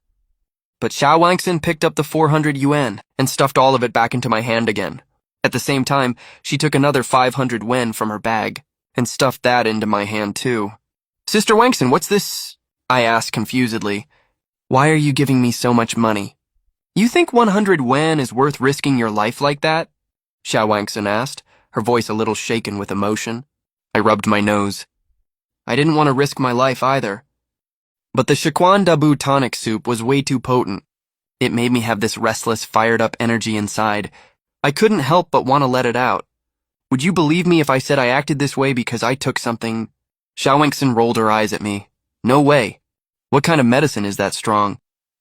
That can make someone so hyped up that they can fight 3 people alone that well. If it was really that effective, it would be selling like crazy already. He definitely did it for me. He's just too embarrassed to say it. She stood behind me again and massaged my shoulders. Little brother Yang. Don't risk your life like that when you fight next time. You just need to come over, scare them off, that's enough. Or you could just call the police, of course. If you took the job of protecting me because you need money, just tell sister how much you need. I can give it to you directly. I looked totally helpless. Xiao Wangxin didn't believe me. There was nothing I could do about it. I really did drink that tonic. That's why I didn't even listen to their explanation and just rushed over to fight all 3 of them. I wasn't scared at all, actually. I should actually thank Xiao Wangxin for giving me this chance. To fight 3 people at once. Get this pent-up frustration out of my system. Otherwise, this restlessness will bug him like crazy. If I drink the all-purpose nourishing soup, I'll get this same pent-up restlessness inside me. Does that mean every time I drink this all-purpose nourishing soup later, I have to find a place to let out this restlessness? Before I can relax, I started thinking, gotta figure out a way and a proper place for him to release all that pent-up frustration in his body.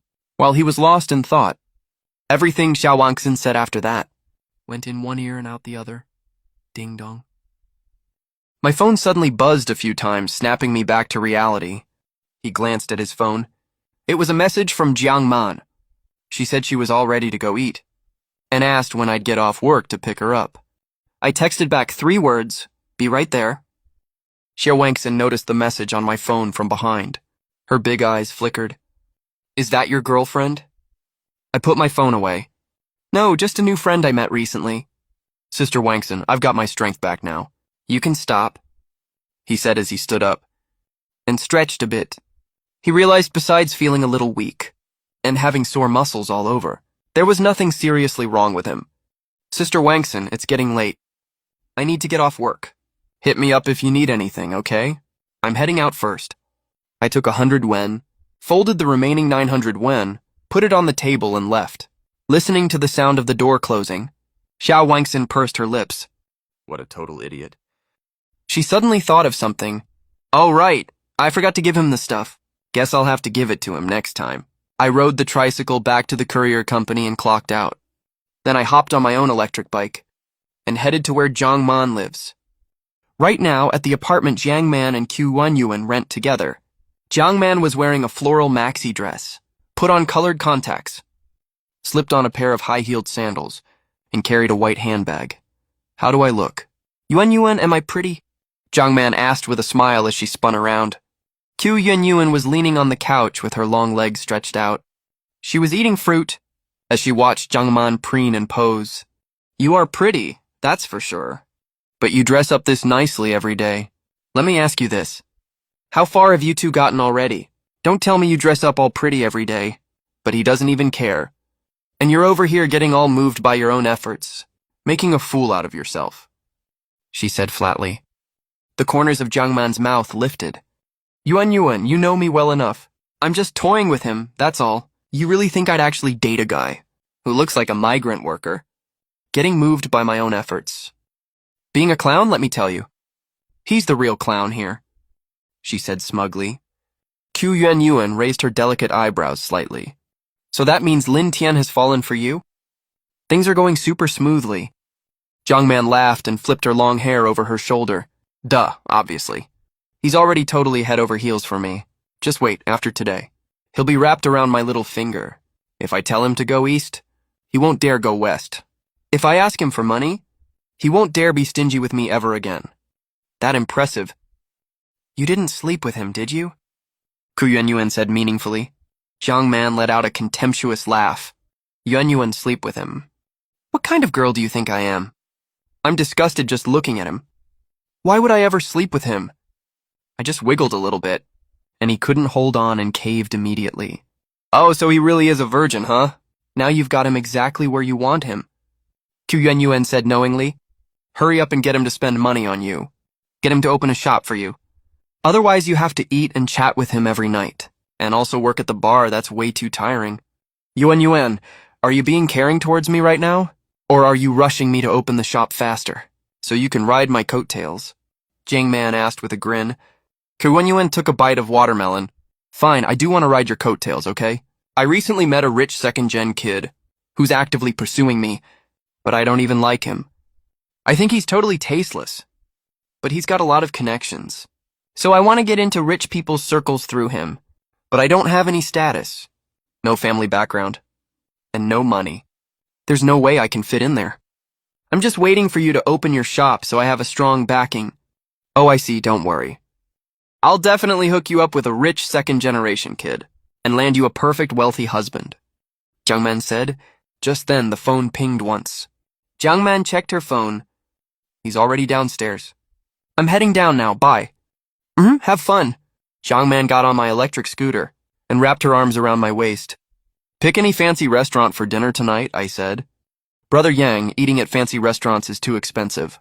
Can we pick a cheaper place instead?" Jiang Man said considerately. "I promised you, just pick whatever you want, it's fine." "All right then, Brother Yang. Let's go to Jingtai Building, you lead the way." The scooter zipped fast down the road. We arrived at Jingtai Building very soon. Inside Jingtai Building, Jiang Man and I were led by the waiter. into a large private dining room. Then we sat across from each other. The waiter handed over a menu. I nodded at Jiangman. I'm treating you to dinner, Jiangman. You order whatever you like to eat, he said as he put down the menu. Jiangman smiled. Brother Yang, you're so nice to me. All right then, I'll order, she said softly. Then she ordered 5 dishes and put down the menu. After the waiter went out, Jiangman bit her lower lip. Brother Yang, just the two of us eating in such a big private room. Isn't that way too extravagant? She whispered. It is a little extravagant, but it's okay to do once in a while. I laughed. She came here because she also wanted to celebrate the start of her new life. You're right, Brother Yang. Jiangman agreed. She propped her chin on both hands and looked at me with a fond expression. Brother Yang, you got home so late last night. You must be tired from being busy with work, right? I nodded a little bit. Jiangman immediately stood up nervously. Then let me massage your legs for you, Brother Yang, and massage your shoulders too, to help you relax. Before I could agree, she stood up and ran behind me. No need, that's too much trouble for you. It's fine, the food hasn't been served yet. I've got nothing else to do anyway. Jiangman stretched out her arms and massaged my shoulders and arms. Her body brushed against mine. Her long legs swayed in front of my eyes. He was getting turned on. Jiangman noticed my small reaction. Time to start making up the story. When she thought of this, her thoughts started shifting. When she squatted down, her eyes turned red, so that I could see it. Jiangman, what's wrong with you? I asked. Jiangman pressed her red lips together. I'm fine, Brother Yang. She said she was fine, but tears rolled down from the corner of her eye. I held her hand. Jiangman, what's really wrong? Jiangman threw herself down next to my legs. Brother Yang, I missed you so much last night, and worried about you so much. I didn't sleep well at all, so I messed up some things at work today, and my boss yelled at me for it. You messed up. What did you do wrong? Is it serious? Jiangman was speechless for a second.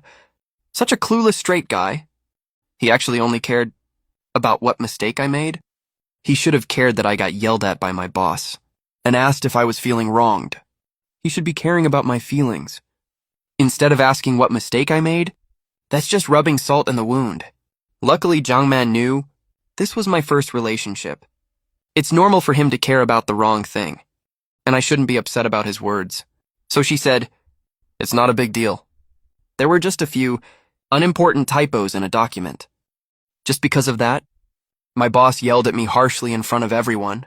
I ran to the bathroom and cried from being wronged. I lost face at the company. Jiangman sounded completely sincere. Her eyes were filled with tears, looking very pitiful. A few typos. You can just fix them, right? Why would he yell at you in front of everyone? Where is your company? I'll go talk to your boss for you tomorrow, I said in a low, serious voice. Jiangman held my hand. Brother Yang, he'll never listen to you. Besides, he's such a petty guy. Maybe after you leave, he'll bully me even worse, take advantage of me, and then she cried even harder, tears streaming down her face. I frowned. How dare he? Don't worry, once I talk to him, he won't dare mess with you again. Thank you, Brother Yang. I know you care about me, but forget it. Confronting him will only get you into trouble. We're both from the countryside. We can't afford to offend people like him. If I can't afford to mess with him, at least I can stay away from him. I don't want to work there anymore. I want to get a new job. There are plenty of easy-to-get jobs these days anyway. I thought for a second. That works too. I'll help you look for one. Get you an easy, low-stress job. Jiangman leaned closely against me. Brother Yang, honestly, I think no matter what job you have, you might get treated badly at some point, she said tentatively. What do you think if I start my own business? Be my own boss? Have you ever run a business before? No, but I want to give it a shot. If I run into trouble, will you help me, Brother Yang? You should be brave to try new things in life. If you ever need help, I'll be there for you. Brother Yang. Thank you for supporting me. You've given me so much courage. Jiangman's cheek brushed against my fingers. She was completely relaxed now. She fell for it. Next step is, in a couple days I'll tell him I don't have enough money for the business and ask to borrow money from him. Jiang Man thought to herself, things are going perfectly. A while later, there was a knock on the door. Someone's here, Jiang Man. I reminded her. Jiang Man wiped her tears pitifully and stood up, and went back to her seat. Come in, she called out. The waiter walked in carrying the dishes, and set them down in front of them. Brother Yang, let me get you some food. Eat more, okay? Jiang Man said warmly. You should eat more too. I also put some food on Jiang Man's plate. The two of them ate and chatted, having a great time. She's way warmer to me now. Looks like she's totally fallen for me. She's probably holding back her crush on me right now. I definitely can't help her tonight. Make her wait. Wait 2 more days. Until she can't take it anymore, when she's all anxious and impatient. Then I'll offer to lend her money, and help her out this once. Jiang Man plotted in her head. He's falling right into my trap. The two of them ate for almost 2 hours. Before leaving the restaurant, I paid over 1,000 yuan for the meal, then walked Jiang Man back to her apartment complex. Jiang Man stood at the entrance of the complex, waving goodbye to me. When I was out of sight, she happily ran upstairs, humming a song. She walked into her apartment, changed out of her floral long dress, put on a tight black mini skirt, slipped on a pair of black stockings, and put on black high heels with red soles, then headed out looking alluring. She was in a great mood today. Her plan was going perfectly. In her eyes, in 3 days at most, she'll get money from me and open her own beauty and body care shop as the boss. No need to sell her looks working at the bar anymore. I'm gonna be rich. I'll go quit my job with the boss tonight. She tossed her hair, with a big bright smile on her face. She went downstairs, hailed a taxi, and headed straight for the bar she worked at. After she left, from behind a big tree next to the apartment complex, I stepped out wearing a hard hat. I was holding my phone in my hand, the screen showing messages from Jiang Man. Brother Yang, the food tonight was so delicious. I've never had such tasty food before. Brother Yang, you spent so much money today. It makes me feel bad. You work so hard for your money, Brother Yang. Let's not eat at such expensive restaurants next time, okay? Okay? Brother Yang, I'm so tired today. I want to sleep now. Brother Yang, text me when you get home. I'm gonna go to sleep first. Night-night, Brother Yang. I'll miss you. After seeing her message about sleeping, I put my phone away. I got on my electric scooter. On city roads with super frequent traffic lights, an electric scooter isn't much slower than a taxi. I took a shortcut, so I was even a little faster than a taxi. 7 minutes later, I parked my scooter not far from a bar called Black Cherry. He just saw Jiang Man get off a taxi from afar and walk into the Black Cherry bar. She went inside. I parked my electric scooter by the roadside, wore my helmet, and prepared to enter the bar, to ask around about Jiang Man. Hey buddy, plumbers use the back door. A security guard came over and said to me. I took off my helmet. I'm here to drink and dance, I said. The security guard looked me up and down. Sorry about that. I got it wrong. You can go in. He stepped out of the way. I walked into the bar holding my helmet. The security guard couldn't help shaking his head. Even migrant workers know girls at bars get drunk easily now. You can pick up passed out girls easily and take them to a hotel. Wonder who's gonna be unlucky tonight to get taken advantage of by this migrant worker, he thought to himself as I walked into the dim bar. His eyes swept past groups of dancing people and didn't find Jiang Man. He looked towards the bar counter. With Jiang Man's looks and figure, whether she works here or just comes to have fun, she must be really easy to remember. After all, Jiang Man has very attractive legs. He walked up to the bar counter and asked the bartender, Excuse me, do you know a girl named Jiang Man? She wore a tight black short dress and has very long legs. The bartender glanced at me. Oh, you're looking for Sister Jiang Man, right? Order a drink and I'll tell you everything you want to know. I don't drink alcohol. Just give me a bottle of Wahaha, I said, and all the people drinking around me, men and women alike, all looked over in surprise. Coming to a bar to drink Wahaha? We don't have Wahaha. How about a cup of water instead? The bartender said speechlessly. A cup of water is about 35 yuan. I don't like drinking water. I only like drinking Wahaha. Not having it is your problem. I already ordered it, I said with a shrug. If he won't tell me, I can just ask someone else. Because even though the bartender didn't tell me the detailed info about Jiang Man, He did tell me one thing. The Jungman is quite famous in this bar, and lots of people know her. I can just find any random server and ask about Jungman. The bartender's face looked a bit upset. I was ready to ask someone else. Hey, handsome migrant worker. You want to know about Jungman, right? I'll tell you, she works at this bar. She almost never comes to the main hall. She always goes to private rooms to accompany rich guests. Sometimes she also brings one or two suckers that she met outside to come drink here and scams them out of a lot of money for drinks. I hadn't left yet when a woman wearing flesh-colored stockings with heavy makeup came over holding a wine glass and said, her face was painted really white, like a paper doll. She scams people. Yeah, she's a drink scammer. Every bar has these people now. She's just more famous and more ruthless. All right, handsome, let's stop talking about her. You asked for Wahaha right away. I think you're really fun. Is this your first time at a bar? Are you still a virgin? Are you strong? Are you fit? She asked with a blurry, drunk look. Sister likes you? Stop looking for Jungman. She won't hang out with a poor guy like you. How about you come with me? If you serve me well and make me feel good tonight, I'll pay you. I frowned slightly and couldn't help moving a little further away from her. Another pot-bellied man next to me walked over and put his arm around my shoulder. Ignore this weirdo. Ask me whatever you want. I know stuff about Jungman, he said. The heavily made-up woman rolled her eyes at him and went back to chatting with the bartender. You know Jungman? Of course I do. More than half the people in this bar know her and have been scammed by her. This chick is super hot and flirty. Everyone's drawn to her, but if you don't have cash, she won't let you touch her at all. Look, you're a migrant worker. You don't make money easily. I'd advise you to stop looking for her, or you'll get scammed really badly. The pot-bellied man advised me. I just want to find her. I'm not here for anything else. Sai, looks like you're obsessed with her. That makes sense. This woman has tons of tricks to charm men. I fell for her tricks before too. She scammed me into buying thousands of dollars worth of wine here, and I didn't even get to touch her hand. All right, I've said everything I needed to say. Can't talk you out of it.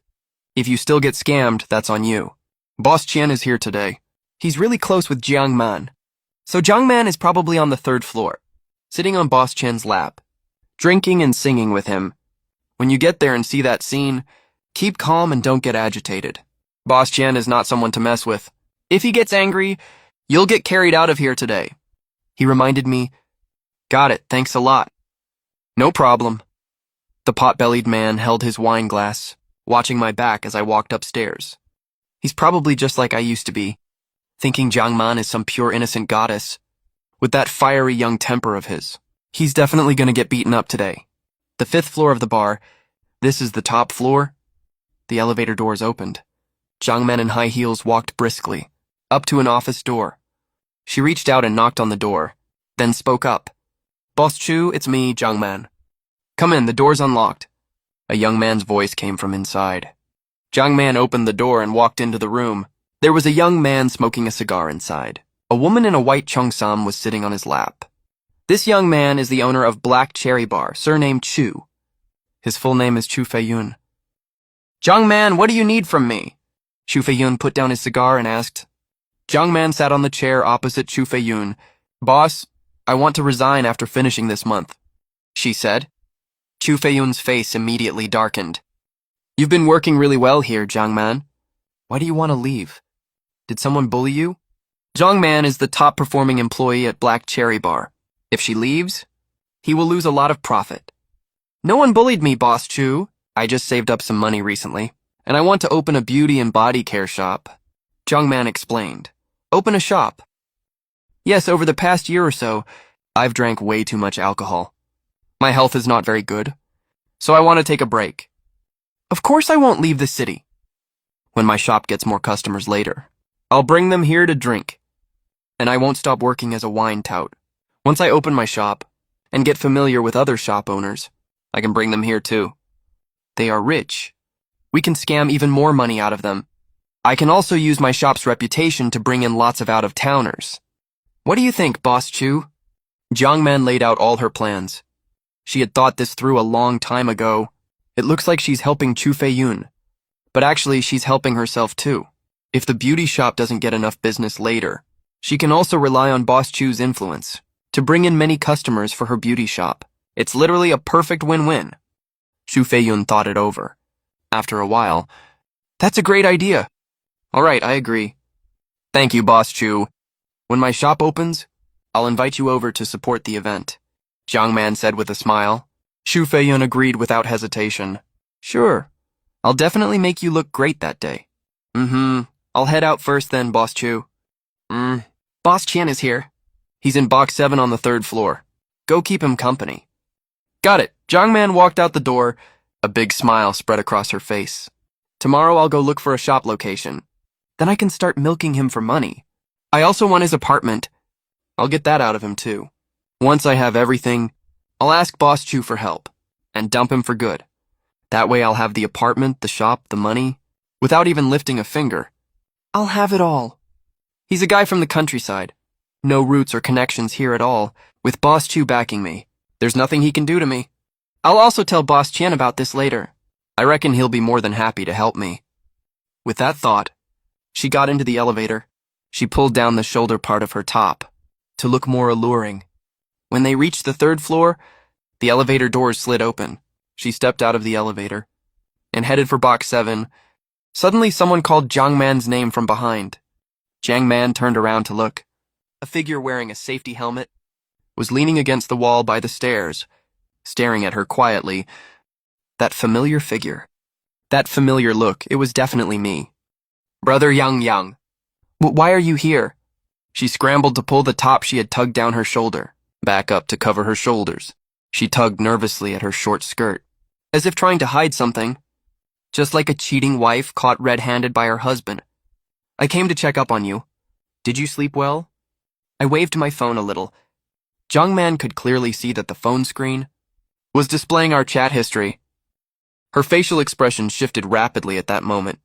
Brother Yang, I was going to sleep at home. I'd actually already fallen asleep. But my friends called and dragged me out to come to this party. If I didn't come, they said they'd cut ties with me. So I had no choice but to come, she explained hastily. Don't get the wrong idea, okay? There's both guys and girls at this party. I don't drink either. I'm just here to sit for a bit. I'll leave soon. Oh, really? Your skirt is almost showing your entire butt. Is that really nothing? I said slowly in a low voice. Jiang Man looked down and bit her red lip. She stammered, I as I put my phone away. Jiang Man, it's not like I'm overthinking this. I've just heard a lot of stuff. People downstairs told me everything you've been up to. Gotta admit, it's pretty wild. Brother Yang, they're all lying to you. They just want you to leave me. They're just jealous of you, actually. Jealous that you get to be with me. I laughed when I heard that. Cut the crap, Jiang Man. Stop acting, drop the act already. You're the idiot here. Don't assume I'm as dumb as you are. I'm already here, aren't I? Of course I know all your dirty secrets. Jiang Man's expression gradually changed. The wronged, pitiful look on her face shifted to one of pure anger. She was furious at being caught out. She thought I was the fool this whole time, that she had me wrapped around her finger. But now she realized I was the one holding all the cards. She was the real clown all along. You? You're just an illiterate loser, a virgin who's never even been in a relationship. In front of me, you've been making a fool of yourself this whole time, and you dare call me an idiot. You're the idiot! Oh, have I been making a fool of myself? I asked calmly. Jiang Man sneered. Haven't you? Last night someone couldn't control himself and got his pants all wet, remember? He was so embarrassed that before the movie ended, he ran home to change his pants. My pants got wet. Jiang Man, are you dreaming? You dare say your pants weren't wet? You dare say you didn't go home to change pants last night? I went to the police station to work on a case last night. It was a homicide case. If you don't believe me, go ask around. Ask if I solved a murder case yesterday, I said calmly. Solved a case? You... Jiang Man asked in shock. Then she started snickering. If an uneducated loser like you could solve a case, then pigs could fly. Cut the crap. Stop making excuses. You're the most stubborn person I've ever met. Fine, I'm unlucky this time. You found out what I'm really like by accident.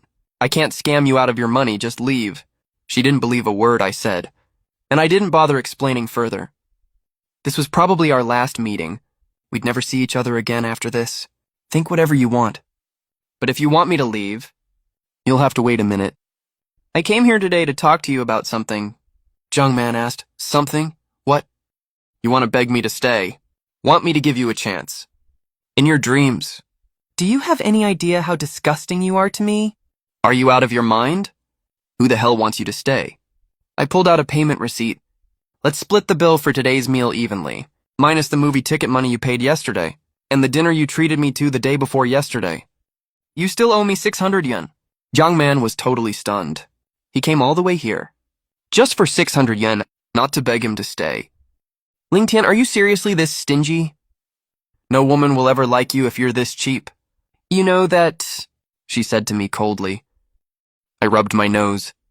That's my business. None of your concern. Fine, you win. Oh, right. I'm not paying you this money. I massaged your arm for you, and you took advantage of me. That's worth at least 1,000 yuan. If you do the math, you owe me 1,000 yuan instead. Nice try. I can knock 20 yen off, that's it. No more discounts. Jung Man's chest heaved with rage. She took 600 yen out of her bag and threw it at me. Take all of it and get lost. She's only worth 20 yuan to him. That guy was humiliating her on purpose. She couldn't take it anymore. I picked up the money off the ground like I didn't care. Jung Man, I advise you to be a better person. What you're doing is illegal. If you keep this up, you'll get in trouble sooner or later. I headed downstairs after saying that, without looking back. Go on, call someone to arrest me if you can, but only if you have proof. And for your information, you have no idea how I've survived these years. If you lived as poor as I did, you'd be just like me. Jung Man chased after me in her high heels, all the way to the stairwell entrance where I was going down, and yelled loudly, but I was already long gone from the stairwell. She was so angry her hair was a mess. She quickly fixed her hair, turned around and headed back to the private room. Her brows were furrowed tightly, face pale with rage. Ugh, so unlucky, this sucks. I just quit and he already found out. I should have used a fake name. I was stupid to use my real one. That was careless. I thought this country bumpkin would never come to a bar. Who knew he's into this kind of stuff? That idiot's luck is way too good. I was this close to succeeding. Now I have to stay here longer. She was so frustrated inside. Jung Man suddenly stopped in her tracks. She pressed the elevator button. I need to go see Boss Chu first. Tell him I'm not quitting for now. I'll wait till I make enough money before quitting. Ugh, money, money, money, it's so annoying. Starting tonight. If I want to open my own shop, I need to scam more people out of their money. Trick more people. And as for that Ling Tian guy, he's not getting off easy. I'll go see Boss Chan later. Make him send people to mess you up for sure. She clenched her fists. The elevator doors opened. She rushed inside. Boss Chu can't find out about this. If he finds out I'm scamming people on my own and not cutting him in, he won't let me off the hook. I thought Boss Chu would never find out about this after it's done. I'll just say he's a total unreasonable troublemaker. Make him handle it. Before she knew it, the elevator reached the 5th floor. Suddenly her phone vibrated. Jung Man took it out and glanced at it quickly. Another sucker took the bait. Invite him over tonight. She smiled smugly. I rode my electric bike back home. I deleted Jung Man's contact info, fed the rat, then took off my clothes. There were lots of bruises on my body, black and blue all over. These are the injuries I got from fighting 3 guys today. My body isn't strong enough. I thought, if I train hard enough to get stronger, fighting 3 guys would be easy. I wouldn't get hurt like this again. Keep practicing Bajikwan. Sooner or later I can take on 3, even 10 guys at once. I said firmly, the rat thinks you're way too beat up, worried you'll get beaten to death. So it stole a hidden weapon from ancient times for you. The Rainstorm Pear Blossom Needle for self-defense. I was stunned. Hidden weapon? Rainstorm Pear Blossom Needle. I looked over at the table where the rat eats. There was a black cylindrical object lying there, and a piece of paper was tucked under the cylinder. I walked over and sat down. Thanks, Brother Rat, I said gratefully. Rat nodded while chewing on a chicken drumstick. Then he picked up a cylindrical object. It was roughly 1 size bigger than his thumb. The whole object was made of iron. Its front was covered with honeycomb-shaped holes. Is this the Rainstorm Pear Blossom Needle? I took a close look. Then I picked up the paper pressed under the Rainstorm Pear Blossom Needle. The paper recorded the Rainstorm Pear Blossom Needles production method and usage, including how many needles are inside it, and how to install the needles. There was also a human meridian chart included. It showed where to hit an enemy to kill them, or only injure them. What an exquisite hidden weapon. I thought to myself, now that I know how to use it, and how to assemble it, I put the Rainstorm Pear Blossom Needle away properly. Then I took a shower and went to bed. The night passed really fast. The sky was just starting to get light. In the alley behind Black Cherry Bar, a drunk man who just finished drinking came out, and was about to pee right there. He squinted his eyes, and stared at something on the opposite wall. It was pale and white. Looked like a woman. Someone passed out here drunk last night, and got taken advantage of. They didn't even leave clothes on her, the drunk said with blurry eyes. Hey, so fair-skinned. I'll go help her put on clothes. He leered and walked closer. Before he got near, he saw clearly what was on the wall. He jolted all over in shock. His pants got wet right away. He screamed at the top of his lungs. I got up early in the morning.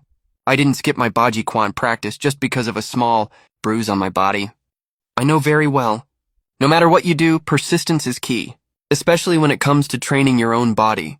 Once you stop practicing, you'll regress really quickly. Only with long-term accumulation can you make continuous progress.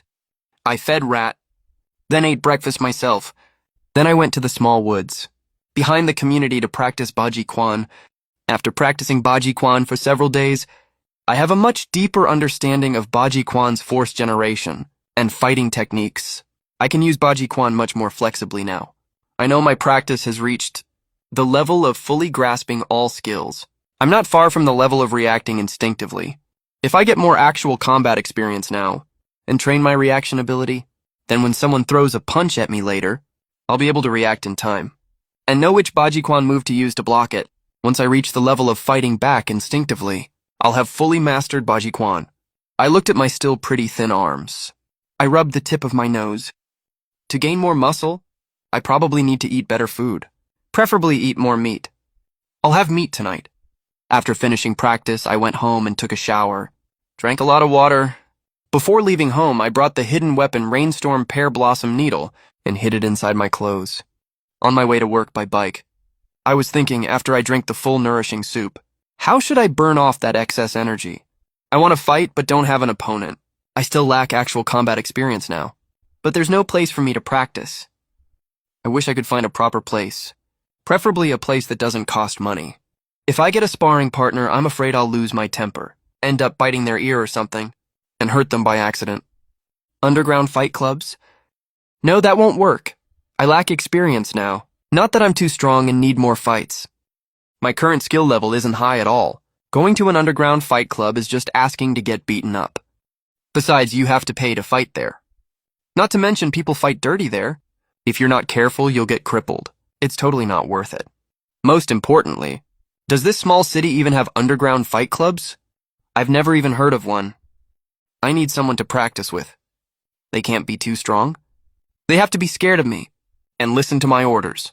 Preferably there are a lot of them. And of course it's better if it's free. I thought about this perfect scenario. There's no way such a good thing exists. I couldn't help shaking my head. I rode my bike to the courier company. I saw a lot of young people with dyed hair squatting at the entrance of the company. They were chatting and smoking, glancing at people coming in and out from time to time. No one knew what they were up to. Hey team lead, what are those guys doing? I walked into the company, asked the team leader who was standing by the window gazing outside. The team leader is 35 years old this year. His name is Sun Dahai. He lives nearby. He has a pretty good temper. Sun Dahai was smoking a cigarette, squinting at the people squatting at the entrance of the courier company. Youngsters with hair dyed all sorts of colors. They're probably a bunch of small-time thugs. Someone must have called them here to teach someone a lesson. Whoever pissed them off is in big trouble, Sun Dahai said slowly. But it's none of our business. Just go to work as usual. I nodded. His eyes suddenly lit up a little, because he thought this bunch of thugs might just be the people he was looking for. They aren't very strong. Their moves are messy, and there's a lot of them. If they can be my sparring partners, it'll definitely help my actual combat skills a lot. I thought to myself, the only problem is they won't listen to me. If I ask them to be my sparring partners, they'll probably ask me for money. Sigh. I wish they were here looking for me. But I'm such a nice guy. I never pick fights with anyone. He thought to himself with a sigh. Just as he was thinking about this, a spiky-haired youngster at the courier company entrance flicked his cigarette butt on the ground and stomped it out. Brother Bautu, it's almost time. All the couriers should be inside now, he said to one of the youngsters with grayish-yellow dyed hair. The guy he called Brother Bautu blew out a cloud of smoke. Go ask the security guard. If Lin Tian is here yet. Got it. The spiky-haired youngster ran over to the courier company entrance and shouted at the security guard hiding inside the booth. Hey, little security guard, get out here, he said, crooking his finger toward the inside. The young security guard carefully stuck his head out. What do you want? The spiky-haired youngster asked. Go get Lin Tian from your company out here. The young security guard knew me. We were pretty close. We're both young after all, and have a lot to talk about. What do you want with Lin Tian? He didn't go call him right away, but asked carefully first. The spiky-haired youngster's eyes widened angrily. I fucking told you to go get him, so go get him. What are you yapping about? Want me to smack you? He threatened, raising his hand. The security guard jumped in fright and immediately ran into the company. To find me, he told me that the group outside was looking for me. You're in trouble. That bunch is here for you. Ask the team leader for leave today, and sneak out through the back door. I was stunned, then suddenly felt a weird sense of excitement. They're looking for me, that's great. He really didn't expect those people to be here for him. He didn't remember offending anyone, right? He was a nice guy after all. Wait, he did offend someone once. Last night, actually. He started to figure it out. Lin Tian, why are you so excited? The security guard saw the smile I couldn't hold back on my face, and asked in surprise, this is obviously bad news. Why do I look so happy? I'm just hiding my sadness with a smile. Okay, I'll go meet them, really. They'll actually beat you up. Fine, should we call the cops then? I didn't do anything to them. They won't beat me. They probably just want to ask me something. As for calling the cops, let's not do that for now. I can run away today, but they'll come back tomorrow. These guys are low-level punks. They're annoying. I have to sort this out clearly. Yeah, that's right. Your life is so hard. I'll go get the team leader and the others. If they hit you, we'll come help you, the security guard said firmly. I patted his shoulder. Thanks, but no need. These guys are really tough to deal with. You all have families to take care of. If I drag you into this, I'll feel really bad. All right, I'm heading out. Keep an eye on things for me later, okay? Call the cops if something goes wrong with me. Okay. The security guard agreed. I walked out of the company casually and got to the entrance. I'm Lin Tian. What do you want with me? He said casually. Headshot Bro stood up. Everyone squatting nearby came crowding over too and surrounded me completely, blocking every way out for me. Kid, you're Lin Tian. You know what? You've pissed someone off. He snarled viciously. I raised an eyebrow slightly. Oh, so you know Jiang Man. Headshot Bro stood right in front of me, looking at me all cocky. She sent you guys here. Boss Qian heard her crying and sent us. He told us to teach you a good lesson, and make sure you never go near Jiang Man again. He also told me to let you know, get the hell out of this city right now. Jiang Man doesn't want to see you ever again. If you don't agree, we have tons of ways to mess you up, Headshot Bro said coldly. I scratched my head. How shameless is that liar, Jiang Man? I didn't even go after her to settle the score, and she's the one coming for me first. But that works out, actually. Without you guys, I wouldn't even know how to deal with the Supertonic incident. Saying that, I pulled the Rainstorm Pear Blossom Needle from my pocket and aimed it at Headshot Bro right in front of me. Whoa, kid. You want to fight back, huh? But that little stick you're holding is way too short. Not even as long as my darts, he said mockingly. I twisted the Rainstorm Pear Blossom Needle straight away. But it's way more powerful than your darts. The Rainstorm Pear Blossom Needle can be twisted 7 times total. First twist. 7 steel needles shoot out from the holes. Second twist. 14 steel needles shoot out from the openings. And so on. 7 more needles each time you twist it. The power keeps getting stronger. And the force gets more powerful too. Until the 7th twist.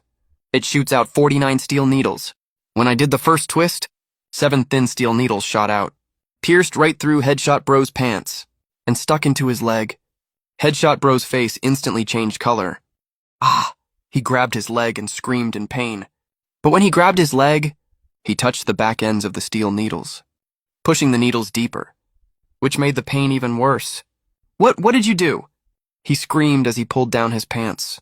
Everyone could see a ring of close black dots on his leg. Those were the back ends of the 7 steel needles. Looks like 1 or 2 already pierced. Right into his bone. Compared to the human body, these steel needles are super sharp. They can pierce right through skin and flesh with barely any force, like cutting through tofu. What do you think? I waved the Rainstorm Pear Blossom needle in my hand. That's that thing in his hand. Grab it from him now. Headshot Bro snapped back to his senses. He ordered the men next to him. The guys around immediately surged towards me. I looked at him calmly and aimed it right at Headshot Bro's crotch. If they so much as move an inch, I'll cripple you for life. Cut the head off the snake first. I knew that rule very well. Headshot. Bro's face immediately went pale. He didn't even bother holding his injured leg anymore, and quickly bent his body awkwardly. Stop, all of you stop. He yelled in a panic. His men all stopped coming towards me. Bro, let's talk this out nicely. Headshot Bro stared at the needle holes on the Rainstorm Pear Blossom needle in my hand. He said fearfully. He still wanted his lower half to work properly after all. I looked at Headshot Bro quietly. Give me your phone number. I'll contact you later. You have to bring your men over whenever I say. These guys are perfect sparring partners for my actual combat practice. Bro, let's just call this whole thing even. Boss Chen hired us. We'll leave you alone, okay? You want us to take orders from you. That's against the rules. Even if I agree, my boys won't agree either. Headshot Bro said nervously. I lifted the Rainstorm Pear Blossom needle slightly. Right now, my rules are your rules. If anyone has a problem, that's fine. Tell it to this, see if it agrees, I said as I moved the Rainstorm Pear Blossom needle and aimed it at the guys next to Headshot Bro. What do you guys think? When those guys saw I was pointing the Rainstorm Pear Blossom needle at them, they panicked and waved their hands quickly. We do whatever Headshot Bro says.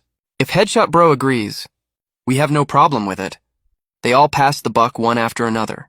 I pointed at Brother Baotu again. They said they take orders from you. If you keep turning me down, he won't agree to that. Brother Baotu's lips twitched. Fine, I agree. Then hurry up and do it. Grab a business card and give it to him, quick. Brother Baotu urged.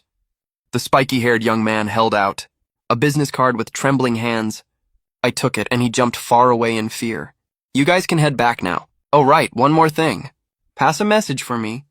Boss Qian who sent you here, including Jiang Man, and all of you too, need to remember this.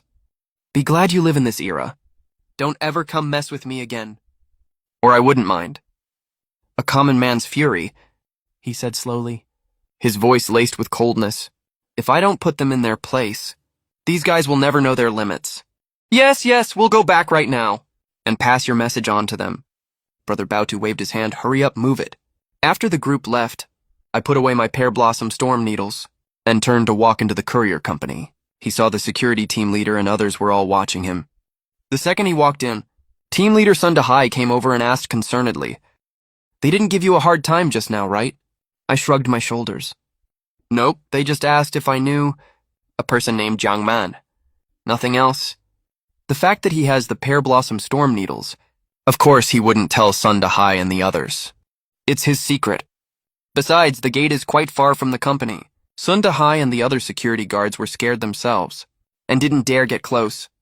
So they didn't hear the conversation between Brother Baotu and me. They had no idea what we talked about or what we did. Whew, that explains it. I'm such an honest guy. Why would I mess with those people? So they were just asking about someone. Sun Dahai heaved a sigh of relief and said reassuringly, All right, everyone, break it up, get back to work. Everyone relaxed and scattered immediately. I grabbed my packages to deliver and headed off to work. Meanwhile, in the back alley of Black Cherry Bar, Chowson stared at the body hanging in a cross shape on the wall, his face grim. Captain, the back alley security cameras broke a long time ago and were never fixed. so they didn't capture what happened here last night. A police officer came over to report. Josen's face turned even grimmer. What about the victim's identity? Did you find out anything? We asked the bar owner just now. He came to identify the body and said the victim is Jiang Man. She worked at the bar as a hostess. A hostess? The killer was so brutal. This looks like a revenge killing. Did you ask the bar owner if Jiang Man had any enemies? Zhao Sen continued. The officer flipped through his notes. The bar owner said she had no enemies. But a cleaner said, Jiang Man had a lot of enemies, all people she had scammed. He alone knows almost 20 names of people with grudges against her, and that's not counting the ones he doesn't know about. All these people have grudges against her. He replied, Question them, question every single one of them.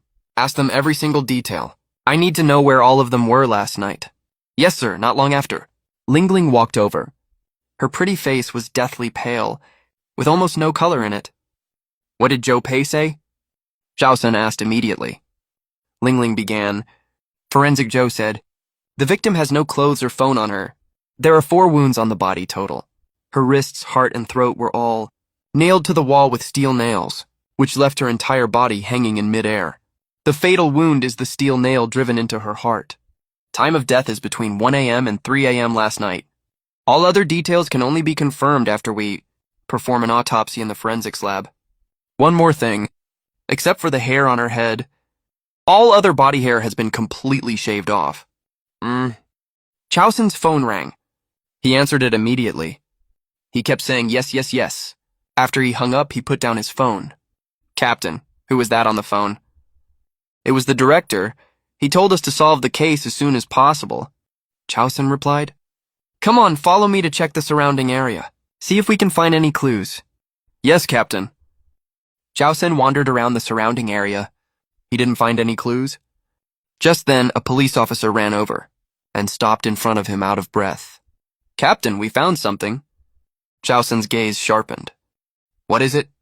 A bartender who was on duty last night said, A young man in a hard hat came looking for Jiang Man.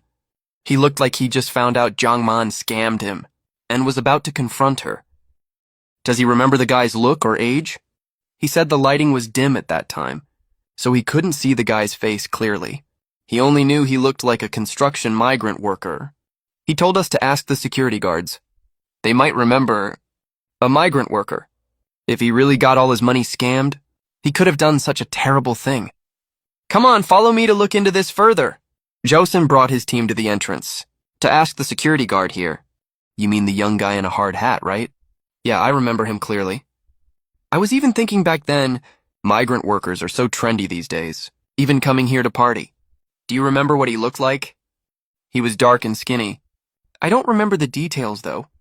But we have security cameras here. They must have caught him on tape, he said as he pointed to the camera in the corner. Zhaosen glanced at it. Let's go to the surveillance room. Inside the surveillance room, Zhaosen and Lin Ling looked stunned as they stared at the figure on the monitor.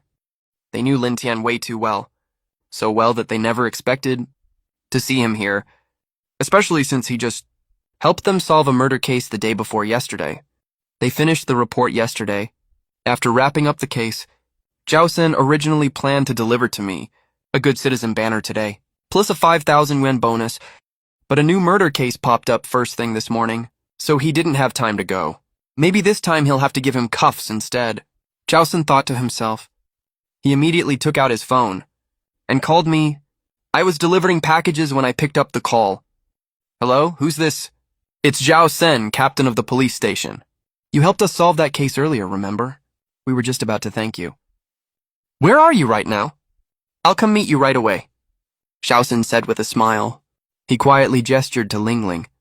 Ling Ling got the hint right away. She knew she needed to go get the car first. No need to be so polite, it's my pleasure to help. You don't have to thank me, I replied. I'm delivering packages right now. I don't have time to accept their thanks. Zhao Sen's mind raced. He walked out of the surveillance room as he spoke. Look, it's our regulation. We have to deliver it to you in person. I don't make the rules. Besides, you did us a huge favor. It would be super rude if we didn't thank you properly.